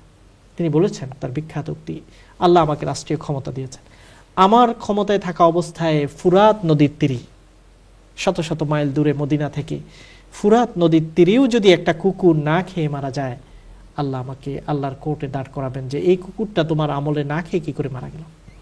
এভাবে ভয় করতেন আল্লাহকে, এবং এই জন্য আল্লাহ বিজয় আর বিজয় দিচ্ছিলেন, বিজয় আর বিজয় দিয়েছেন, এবং পুরো পৃথিবীর জন্য তারা একটা দৃষ্টান্ত হয়েছে। জবাবদিহিতা, তারপরে বাকস্বাধীনতা, তারপরে আল্লাহর ভয় এবং প্রাচুর্য, সব কিছুই আল্লাহ একসাথে করে দিয়েছেন। এই জন্য আজকের আলোচনা হলো লিবাস অব তাকওয়া, ড্রেস অব তাকওয়া। এটা হচ্ছে মনের পোশাক। বাইরের পোশাকের ব্যাপারে আমরা যেমন সচেতন, মনের পোশাকের ব্যাপারে আমাদেরকে সচেতন হতে হবে, ভালো মানুষ হতে হবে, ভালো মানুষ হতে হবে। আল্লাহর কাছে এটাই আমরা দোয়া করি, আমাদের বাইরের পোশাক যেমন আমরা সুন্দর পরিধান করি, তার চেয়েও যেন আমাদের মনের পোশাকটুকু, তাকওয়ার পোশাকটুকু যেন আরও পরিচ্ছন্ন, আরও সমৃদ্ধ এবং আরও আকর্ষণীয় হয়, সেই তৌফিক যেন আল্লাহ আমাদেরকে দান করেন। জাযাকুমুল্লাহ। প্রিয় ভাই বোনেরা, চমৎকার একটি আলোচনা শুনলাম। আমরা সবাই এটার উপর ডেফিনেটলি বেশি বেশি করে আমল করব। তবে আজকে জীবন জিজ্ঞাসা পরিবারের পক্ষ থেকে আমি, যদি কোনো নেতৃস্থানীয় ব্যক্তিত্ব আমাদের এই প্রোগ্রাম দেখে থাকেন, শুনে থাকেন, আমার মনে হয় এই আলোচনার আলোকে আমরা একটু আত্মসমালোচনা করব, আমরা নিজেদেরকে একটু যাচাই করব যে আসলে লেবাসুত তাকওয়া আমার অবস্থানটা কোথায়। কারণ আমরা সবসময় দেখি যে বিরোধী দল, সরকারি দল একে অপরের আলোচনা করছে, নিজেরা নিজেদের সমালোচনা করি। তাহলে সবচেয়ে বেশি পরিশুদ্ধ হওয়ার, নিজেদেরকে পরিশোধিত করার সুযোগ পাবো। এই আপনাদের ছোট ভাই হিসেবে এই অনুরোধটুকু রেখে আমরা বিরতিতে যাচ্ছি। বিজ্ঞাপন বিরতি শেষে আবারও ফিরছি ইনশাআল্লাহ। আসসালামু আলাইকুম ওয়া রাহমাতুল্লাহি ওয়া বারাকাতুহু। আসমান সুন্দর, জমিন সুন্দর, সুন্দরী সুন্দরী পাল্লা, জানি না কত সুন্দর তুমি আল্লাহ। আপনারা দেখছেন ইসলামিক প্রশ্নোত্তরমূলক অনুষ্ঠান জীবন জিজ্ঞাসা with NTV.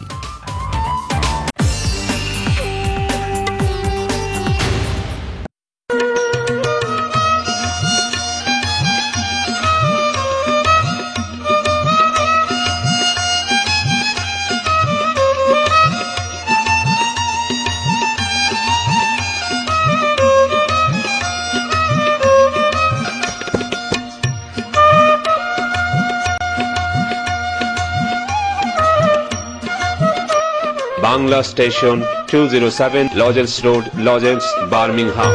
Flex FX presents Bollywood Showstoppers, coming to you live in the UK this April with the beautiful Bipasha Basu. I'm coming to perform live. The singing sensation At the Birmingham Shan. Arena on the 5th of April. The dancing queen Malaika Arora Khan.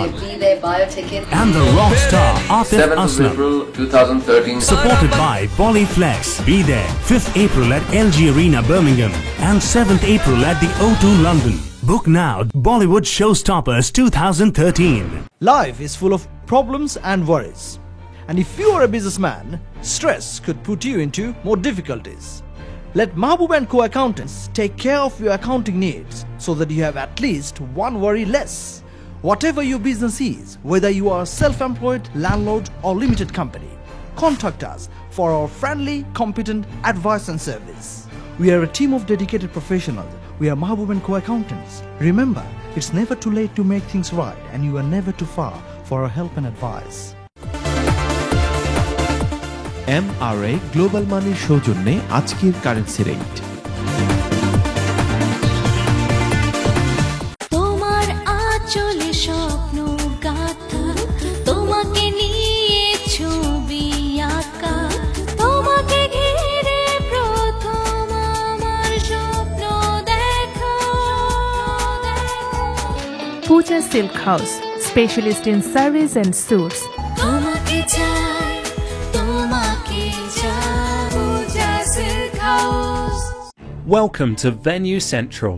Stylish, luxurious, with incredible food and a 5-star service. Designed to the very highest standards with superb facilities and state-of-the-art technology, Venue Central is the ultimate Asian wedding venue. Conveniently located off Junction 10 of the M1, we have 2 huge venues to choose from and some great wedding packages. Call us today on 01582 451 767.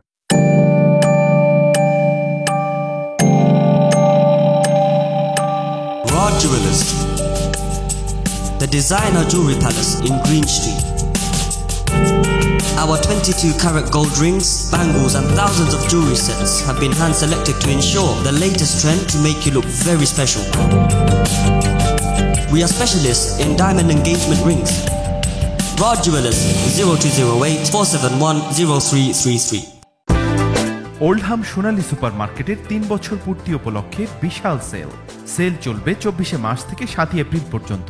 এখানে আপনি পাচ্ছেন vegetable oil 20 litre 17.99, Taj Mahal ghee 12.99, Tolly Boy long green rice 40 kg 25.99, king prawn 6 to 8 10.99, single cream case 1 litre 13.99, mango pulp case 4.99, coconut flour 5 kg 9.99, lion basmati rice 20 kg 16.99। Oldham Sonali supermarket, phone 0161 624 3622। লন্ডনৰ ৰহমান শাহ ৰাছেল 14,000 pound credit কাৰ্ডৰে smart ক্লেইমৰ সাহায্যে refund claim হয়ে 50,700 পাইছে। আপনারও credit card বা লোনের সাথে পিপিআই তাকিয়া থাকলে আপনিও পাইতে পারেন ব্যাংক থেকে হাজার পাউন্ড কম্পেনসেশন। আপনার ক্লেইম করা যদি বাকি থাকে অথবা আনসাকসেসফুল হয়ে থাকে, আজও স্মার্ট ক্লেইমের লগে যোগাযোগ করেন। গ্রাহকদের সর্বোচ্চ সেবা প্রদানের অঙ্গীকারে 12 বছরে পদার্পণ করল জেএমজি। এই শুভক্ষণে জেএমজির মাধ্যমে আপনার লাগেজ, ইলেকট্রনিক আইটেম অথবা যে কোনো ধরনের মালামাল পাঠাতে পারছেন বিশেষ অফারের সুবিধা। জেএমজি শুধুমাত্র কার্গো প্রেরণ করে, তাই কার্গো প্রেরণে আপনি পাচ্ছেন সর্বোচ্চ সেবা। নিশ্চিন্ত থাকুন, আপনার মালামাল জলপথে নয় আকাশপথে দ্রুত পৌঁছে দেবে জেএমজি আপনার প্রিয়জনের কাছে। JMG, 8 Fordham street, London E1।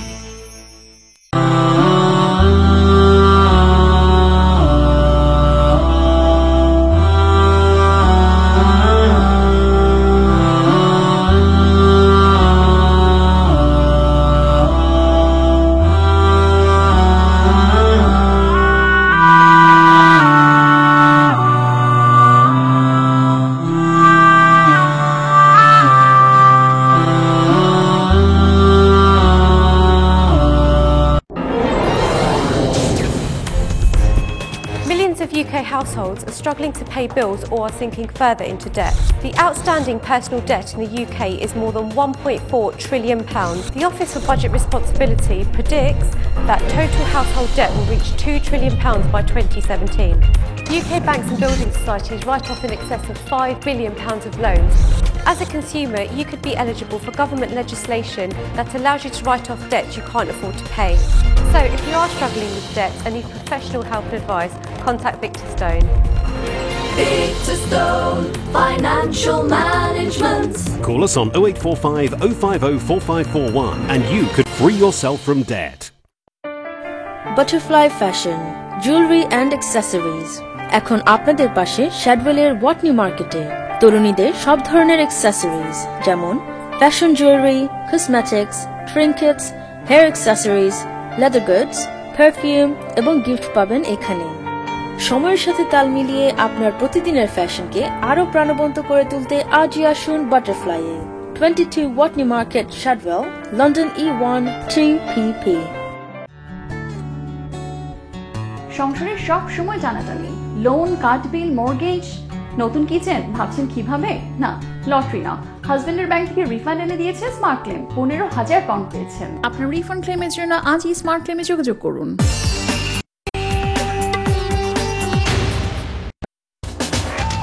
আপনারা দেখছেন ইসলামিক প্রশ্নোত্তরমূলক অনুষ্ঠান জীবন জিজ্ঞাসা উইথ এনটিভি।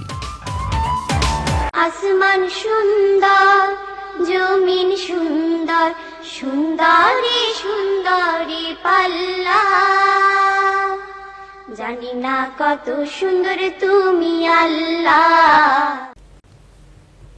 আসসালামু আলাইকুম ওয়া রাহমাতুল্লাহি ওয়া বারাকাতুহু। প্রিয় ভাই বোনেরা, আমরা ফিরে আসলাম আবার আমাদের প্রিয় অনুষ্ঠান জীবন জিজ্ঞাসা। আমরা সর্বশেষ সেগমেন্টে এসে উপস্থিত হয়েছি। তো আমরা চলে যাচ্ছি কলে, দেখি কে আছেন। আসসালামু আলাইকুম। আসসালামু আলাইকুম ওয়া রাহমাতুল্লাহ। হ্যালো হ্যালো, জি বোন, শুনতে পাচ্ছি, আপনার প্রশ্ন বলেন। জি, আমার 3টা প্রশ্ন আছে। জি বলেন।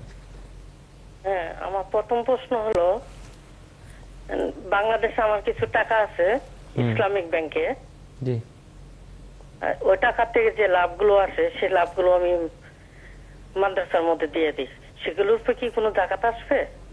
আচ্ছা, এটা 1 নম্বর প্রশ্ন। আর 2 নম্বর প্রশ্ন হলো, আমার এই দেশে 53 ভরি স্বর্ণ আছে,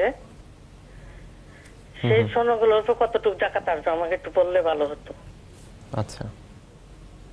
আর 3 নম্বর প্রশ্ন হলো, এই দেশে আমার কিছু টাকা আছে, ওই টাকার উপরে কত জাকাত আসবে হাজারের উপরে, এটা আপনি একটু হুজুর বললে ভালো হতো আর কি। ঠিক আছে, ধন্যবাদ। প্রথম প্রশ্ন হলো যে বোনের বাংলাদেশে ইসলামিক ব্যাংকে কিছু ডিপোজিট আছে, ওখান থেকে যত পয়সা আছে সেগুলোকে তিনি মাদ্রাসায় দিয়ে দেন। এখন তাকে আবার জাকাত দিতে হবে কিনা? উত্তর হলো এই যে আপনার যে মূলধনগুলো আছে সেটার উপর তো জাকাত আপনার উপর ওয়াজিব হবে। এখন মূলধন এবং মুনাফার থেকে আপনি যখন মাদ্রাসায় দেন তখন আপনি যেই পরিমাণ জাকাত আসবে ওইটাকে জাকাতের নিয়তে আদায় করে দেবেন। কারণ মাদ্রাসাগুলোতে তো গরিব সন্তানদেরকে পড়ানো হয়, তাদেরকে উদ্দেশ্য করে আপনি দিয়ে দেবেন, তাহলে জাকাত তো আদায় হয়ে যাচ্ছে তার মাধ্যমে। তবে জাকাতের নিয়ত করা দরকার। যেহেতু আপনি আপনার মূলধনগুলো নিজের জন্য রেখেছেন এবং সেখানে মুনাফা হচ্ছে, মুনাফাগুলো আপনি যখন বিতরণ করে দিচ্ছেন সেটাকে যেই প্রতি হাজারে 25 টাকা করে আপনি হিসাব করবেন, যত হাজার টাকা আসে প্রতি বছর জাকাত হিসাবের টাইমে ওই টাকাটা আপনি জাকাত হিসেবে নিয়ত করে আদায় করবেন, তাহলে আপনার জাকাত আদায় হয়ে যাচ্ছে। যেগুলো দিচ্ছে ওইটার উপর জাকাত হবে না? যেগুলো দিচ্ছে সেগুলো সহ সবকিছুর মধ্যে, যেমন ধরা যাক আপনার 1 লক্ষ টাকা আছে মূলধন এবং আরো লাভ সহ সেটা 1,10,000 হয়েছে। এখন 1,10,000 যেটা জাকাত আসবে ওই জাকাতটা আপনি দিয়ে দিচ্ছেন, দেওয়ার সময় জাকাতের নিয়ত করবেন। আরো অতিরিক্ত যখন দিচ্ছেন ওইটা নফল সাদকা হলো, আর যেটা জাকাত হিসেবে আপনার উপর ওয়াজিব হয়েছে ওইটার নিয়ত আপনি করে নিলেন, তাহলে জাকাত আদায় হয়ে গেল, বাকি অংশটুকু আপনার নফল সাদকা হলো। দ্বিতীয় প্রশ্ন আপনি করেছেন 53 ভরি স্বর্ণ আপনার আছে। মাশাআল্লাহ, অনেক। এত স্বর্ণ রাখার দরকার নেই, কারণ আমরা তো আখিরাতে পড়ব। হ্যাঁ, এটাকে যদি সম্পদ হিসেবে আপনি রাখেন তাহলে ভালো। আর যদি আপনি চান যে না আমি এত সম্পদ এত কিছু আমার রাখার দরকার নেই, তো যতটুকু সিম্পল থাকে অতটুকু রেখে বাকি অংশটুকু আপনি হয়তো ভালো কোনো কাজের জন্য আপনি বিনিয়োগ করে দিতে পারেন। 53 ভরি স্বর্ণ যদি থাকে, আপনি যেই দিন জাকাত আপনি ক্যালকুলেশন করেন, যেই দিন ওই দিন বাজারে গিয়ে বিক্রয়ের দাম কত, 53 ভরি স্বর্ণ এগুলো বিক্রয় করলে আপনি সেই দিন বাজারে কত টাকা পাবেন। মনে করেন আপনি সেই দিন পাচ্ছেন 20,000 পাউন্ড, তাহলে প্রতি 1,000 পাউন্ডে আপনাকে 25 পাউন্ড করে দান করতে হবে, সাদাকা জাকাত দিতে হবে। প্রতি 1000-এ 25 পাউন্ড দিতে হবে। 53 বাজার মূল্য, বিক্রয়ের মূল্য, ক্রয়ের মূল্য বেশি হয়, বিক্রয়ের মূল্য কম থাকে। যেহেতু আপনার কাছে নতুন স্বর্ণের দামে নয়, এই পুরাতন স্বর্ণটি বাজারে বিক্রি করতে গেলে আপনি যত পাবেন ওই পরিমাণ থেকে আপনাকে 2.5% করে জাকাত দিতে হবে। একইভাবে আপনার নগদ যেসব ব্যাংকে পাউন্ড আছে সেগুলো প্রতি হাজারে আপনাকে 25 পাউন্ড করে দিতে হবে। 1000 পাউন্ড আছে, ওটার জন্য 25 পাউন্ড, তাহলে 2000 50 পাউন্ড, 3000 75 পাউন্ড, 4000 100 পাউন্ড, 5000 125 পাউন্ড। এভাবে করে আপনি হিসাব করে ইনশাআল্লাহ যাকাত দেবেন।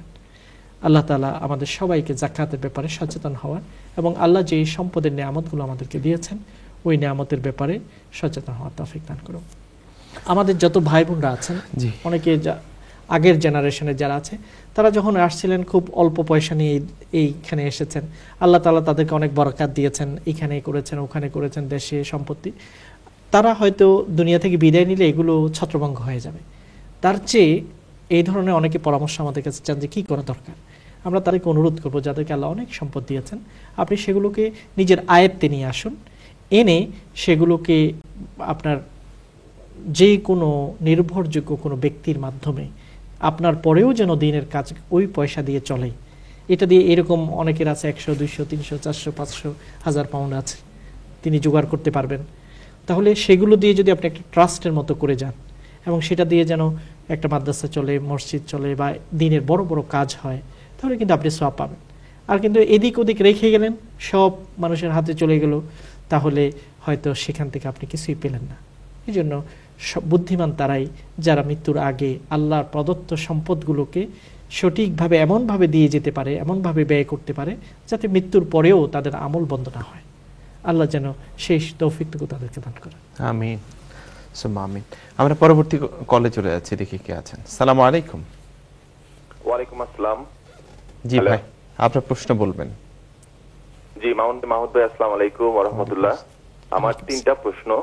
প্রথম প্রশ্ন হচ্ছে যে ওজিফাতে বা বিভিন্ন জায়গায় আমরা 33 আয়াত নামে একটা দোয়া পাই, যেটা কুরআন শরীফের বিভিন্ন অংশ থেকে বিভিন্ন আয়াত নিয়ে 33টি আয়াত নিয়ে সেই দোয়াটা এক জায়গায় করা হয়েছে এবং বলা হয় যে এই দোয়াটি পড়লে অনেক ফজিলত।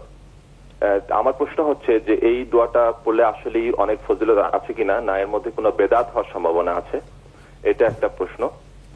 দ্বিতীয় প্রশ্ন হচ্ছে যে হাদিস শরীফ, কোন হাদিসের কিতাব মুসলিম শরীফ বা বুখারী শরীফ, এটা পড়ার সময় অজু থাকতে হবে কিনা, না অজু ছাড়াও এই হাদিস শরীফের এই বইটি হাতে নিয়ে পড়া যাবে, এটা হচ্ছে দ্বিতীয় প্রশ্ন। আর তৃতীয় প্রশ্ন হচ্ছে যে জামাতের সাথে যখন আমরা নামাজ আদায় করি তখন ইমাম সাহেব যখন সূরা ফাতিহা পাঠ করেন, তখন যারা আমরা মুসল্লি আছি তাদেরকেও কি ফাতিহাটা মনে মনে পড়তে হবে কিনা, নাকি শুধু শুনলেই হবে ইমাম সাহেবের সেই পাঠটা? এই তিনটা মেহরবানি করে আমাকে দিবেন, আপনাদেরকে অনেক ধন্যবাদ। জি মাশাআল্লাহ, আমরা 3টি প্রশ্ন এখানে দেখেছি। ওজিফাতে বিভিন্ন কোরআনের আয়াতগুলোকে যদি এক জায়গায় একত্রিত করে দেওয়া হয়, সংকলন করা হয় এবং সেটা পড়লে সওয়াব হবে এরকম যদি বলা হয়, এতে আপত্তি থাকার কথা নয়। কারণ কোরআনে কারীমের তেলাওয়াত, যে কোনো আয়াত বিভিন্ন জায়গার আয়াত তেলাওয়াত করলে যে সওয়াব হবে তাতে কোনো সন্দেহ নেই। তবে এই জাতীয় আপনি বলেছেন 33টি আয়াত এক জায়গায় করা হয়েছে, কোন কোন আয়াত আনা হয়েছে, কি ফজিলত, এই ব্যাপারে আমার সরাসরি আপনি কিছু এখানে বলেননি বা আমার সামনে এরকম কোনো ওজিফা নেই, এই জন্য আমি ডিটেলস বলতে পারছি না। ইন জেনারেল রুল হলো যে কোরআনে কারীমের আয়াত তেলাওয়াতের মাধ্যমে আমরা সওয়াব পাবো। প্রতিটা অক্ষরের বিনিময়ে আল্লাহ তাআলা 10টি সওয়াব মিনিমাম দান করবেন, আরও বেশি দান করতে পারেন। মান জাআ বিল হাসানাতি ফালাহু আশরু আমসালিহা, এই অনুযায়ী করা যাবে। তবে যদি এটার এই ফজিলত, এই লাভ যদি বলা হয়, তখন আমাদেরকে দেখতে হবে এগুলো কি আসলে কোথায় বলা হয়েছে, এটা কোনো হাদিস থেকে গৃহীত কিনা সেটা দেখতে হবে, নতুবা ওইরকম ফজিলতগুলোকে গ্রহণ করা যাবে না। বুখারী মুসলিম যদি আপনি পড়েন, অজু সহ পড়লে ভালো, অজু ছাড়াও যদি আপনি পড়েন কোনো অসুবিধা নেই। কারণ অজুকে যদি এখানে কন্ডিশন দেওয়া হয় তাহলে মানুষ ইলম চর্চার জন্য একটা প্রতিবন্ধকতা সৃষ্টি হতে পারে। সবসময় অজু করা হয়তো সবার পক্ষে সম্ভব নয়। এই জন্য আপনি বুখারী মুসলিম অথবা তাফসিরের কিতাব, যেখানে তাফসির বেশি কোরআনের আয়াতের চেয়ে, সেখানে অজু ছাড়া পড়া যাবে, ফকিহগণ মতামত দিয়েছেন। জামাতে যখন আপনি নামাজ আদায় করবেন, ইমাম যখন সূরা ফাতিহা পড়ে, তখন আপনি সূরা ফাতিহা পড়বেন কিনা এটা হচ্ছে ইমামদের একটা বিষয়। আগের ইমামরা এই বিষয়ে অনেক বিতর্ক করেছেন। তবে এখানে আমরা দেখি যে অনেকে বলেছেন যে ইমামে যদি আদায় করে, ইমামের সূরা ফাতিহা মুক্তাদির পক্ষ থেকে আদায় হয়ে যাবে। আবার অনেকে বলেছেন, আল্লাহ নবী বলেছেন সূরা ফাতিহা ছাড়া নামাজ হবে না। তো দুইটা সমন্বয় এইভাবে করতে পারি আমরা যে কোরআনে কারীমের মধ্যে আল্লাহ তাআলা নিজেই বলেছেন ওয়া ইযা কুরিয়াল কুরআনু ফাসতামিউ লাহ, কোরআনে কারীম যখন তোমাদের কাছে পড়া হয় তখন তোমরা মনোযোগ দিয়ে শুনো এবং চুপ থাকো, ওয়া আনসিতু লাহ। কাজেই আপনি যখন ইমাম জোরে কেরাত পড়বে সূরা ফাতিহা পড়বে আপনি অবশ্যই সেটা শুনবেন কোরআনের নির্দেশনা অনুযায়ী। আর ইমাম যখন আস্তে পড়ে যেমন জোহর এবং আসরে তখন আপনি তেলাওয়াত করেন, সূরা ফাতিহা পড়তে পারেন। হানাফি অনেক ইমামরাও এটার পক্ষে মতামত দিয়েছেন।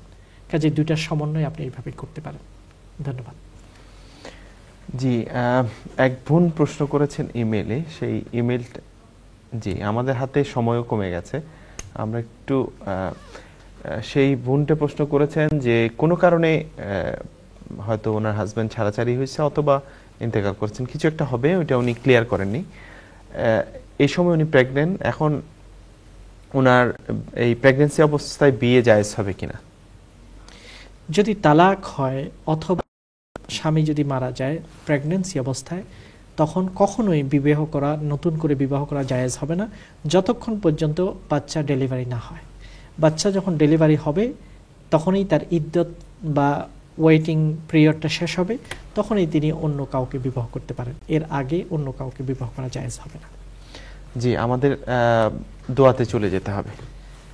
আমরা আজকে যে দোয়াটি এখানে চয়ন করেছি এটা বিভিন্ন হাদিসের কিতাবগুলো থেকে আছে। তার মধ্যে এই দোয়াটি আমরা বিশেষত পড়তে পারি যখন আমরা সালাম ফিরানোর আগে, দরুদ শরীফ পাঠ করে নামাজে সালাম ফিরানোর আগে এই দোয়াটি আমরা পড়তে পারি। অন্যান্য সময়েও আমরা এই দোয়াটি পড়তে পারি, যেটার অর্থ হলো আল্লাহুম্মা গফিরলি যামবি কুল্লাহ, হে আল্লাহ আমার সকল গুনাহকে ক্ষমা করে দাও। মা কদ্দামতু ওয়া মা আখারতু ওয়া মা আসরারতু ওয়া মা আ'লানতু, যেটা আমি আগে করেছি, যেটা আমি পরে করেছি, যেটা আমি প্রকাশ্যে করেছি, যেটা আমি গোপনে করেছি। ওয়া মা আনতা আ'লামু বিহি মিন্নি, এবং যেটা ব্যাপারে আমার নিজেরও ধারণা নেই কিন্তু হে আল্লাহ তোমার জানা আছে যে আমি গুনাহ করেছি, সেটা তুমি ক্ষমা করে দাও। ইন্নাকাল মুকাদ্দিমু ওয়াল মুআখির ওয়া ইন্নাকাল মুআখার, নিশ্চয়ই তুমি আগে এবং পরের ব্যাপারে জ্ঞানের অধিকারী। লা ইলাহা ইল্লা আনতা, তুমি ছাড়া আমার কোনো মাবুদ নাই। কাজেই এই দোয়াটি আমরা নামাজে সালাম ফিরানোর আগে আমরা এটা পড়তে পারি এবং অন্য সময়ে দোয়া করতে পারি যেন আল্লাহ আমাদের আগের পরের প্রকাশ্য গোপন এবং যেই গুনার ব্যাপারে আমাদেরও ধারণা নেই এরকম গুনাহগুলো যেন আল্লাহ ক্ষমা করে দেন। এই জন্য এইসব দোয়াগুলোর মাধ্যমে আল্লাহর কাছে আমরা গুনাহ মাফ চাবো। আল্লাহ তাআলা আজকের এই প্রোগ্রামে যারা আমাদের অংশগ্রহণ করেছি, আমরা কথা বলেছি, আমাদের ভুল ত্রুটিগুলোকে আল্লাহ ক্ষমা করে দেন এবং আমাদের সকল গুনাহ থেকে আমাদেরকে যেন পরিচ্ছন্ন করে নেন। আমিন। প্রিয় ভাই বোনেরা, শেখ একটা চমৎকার প্রস্তাব দিয়েছেন, যে এই প্রস্তাবটা আমার মনে হয় একটু আপনাদের সাথে শেয়ার করতে চাই। সেটা হচ্ছে অনেক ভাই বোন ইমেল এবং ফেসবুক আমাদের প্রশ্ন করেছেন, কিন্তু অনেকের শত শত ভাই বোন আমরা উত্তর দিতে পারছি না বা আমরা দেখলেও ওইটার প্রতি হক আদায় করতে পারছি না।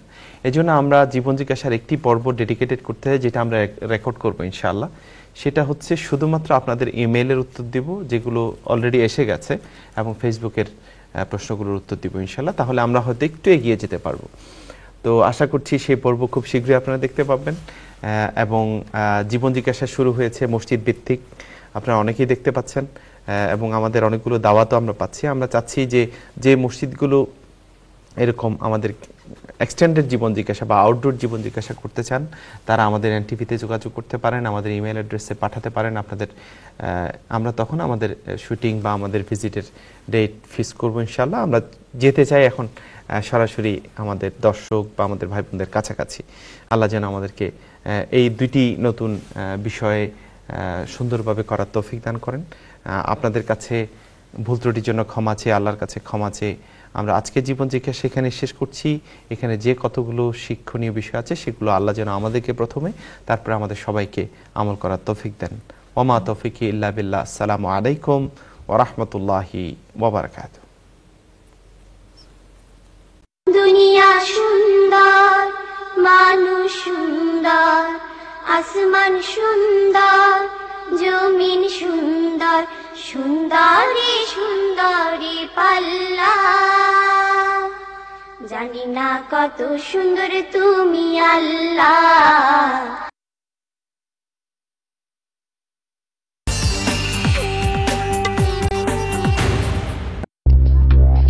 Sorry. সরি স্যার ইন্টারভিউ ওইদিকে বলেন না সরি বসো বাবা বসো নাম মোহাম্মদ আনিসুর রহমান নার্ভাস সোনাতরি কবিতার প্রথম লাইন কি?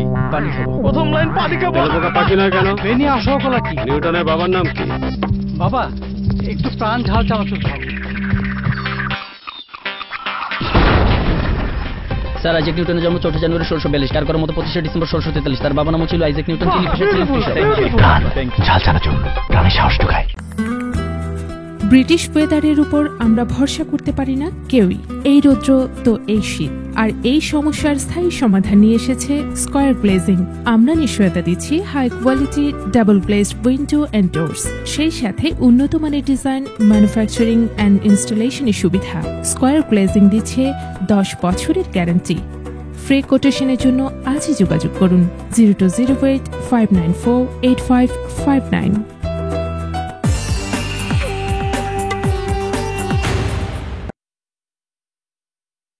এখন প্রচারিত হবে আসরের আজান।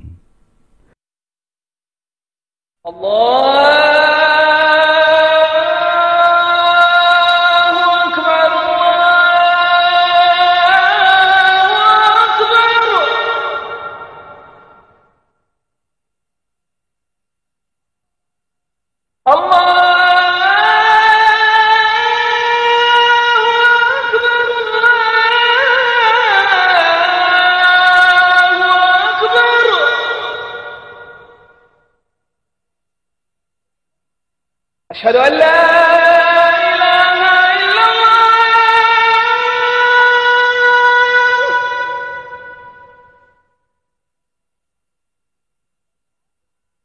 أشهد أن لا إله إلا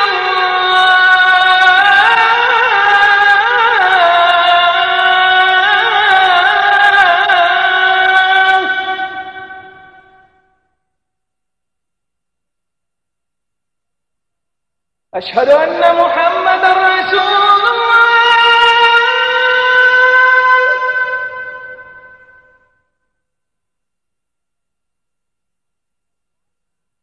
أشهد أن محمد رسول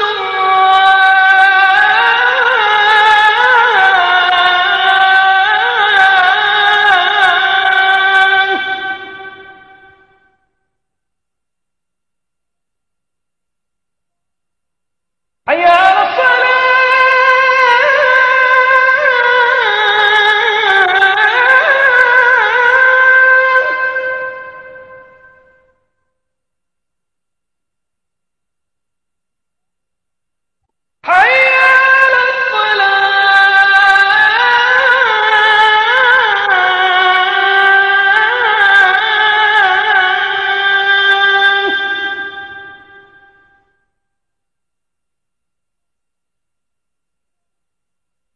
على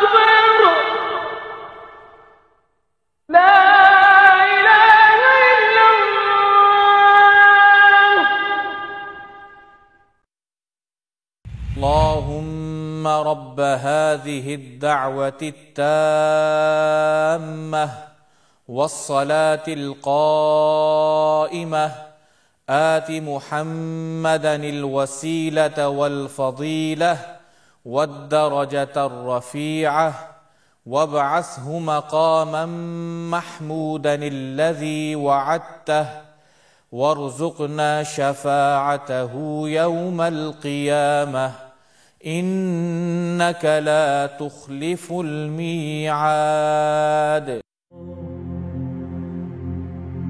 الصلاة والسلام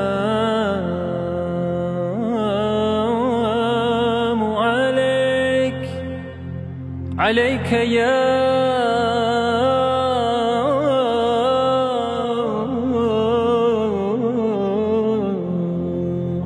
حبيب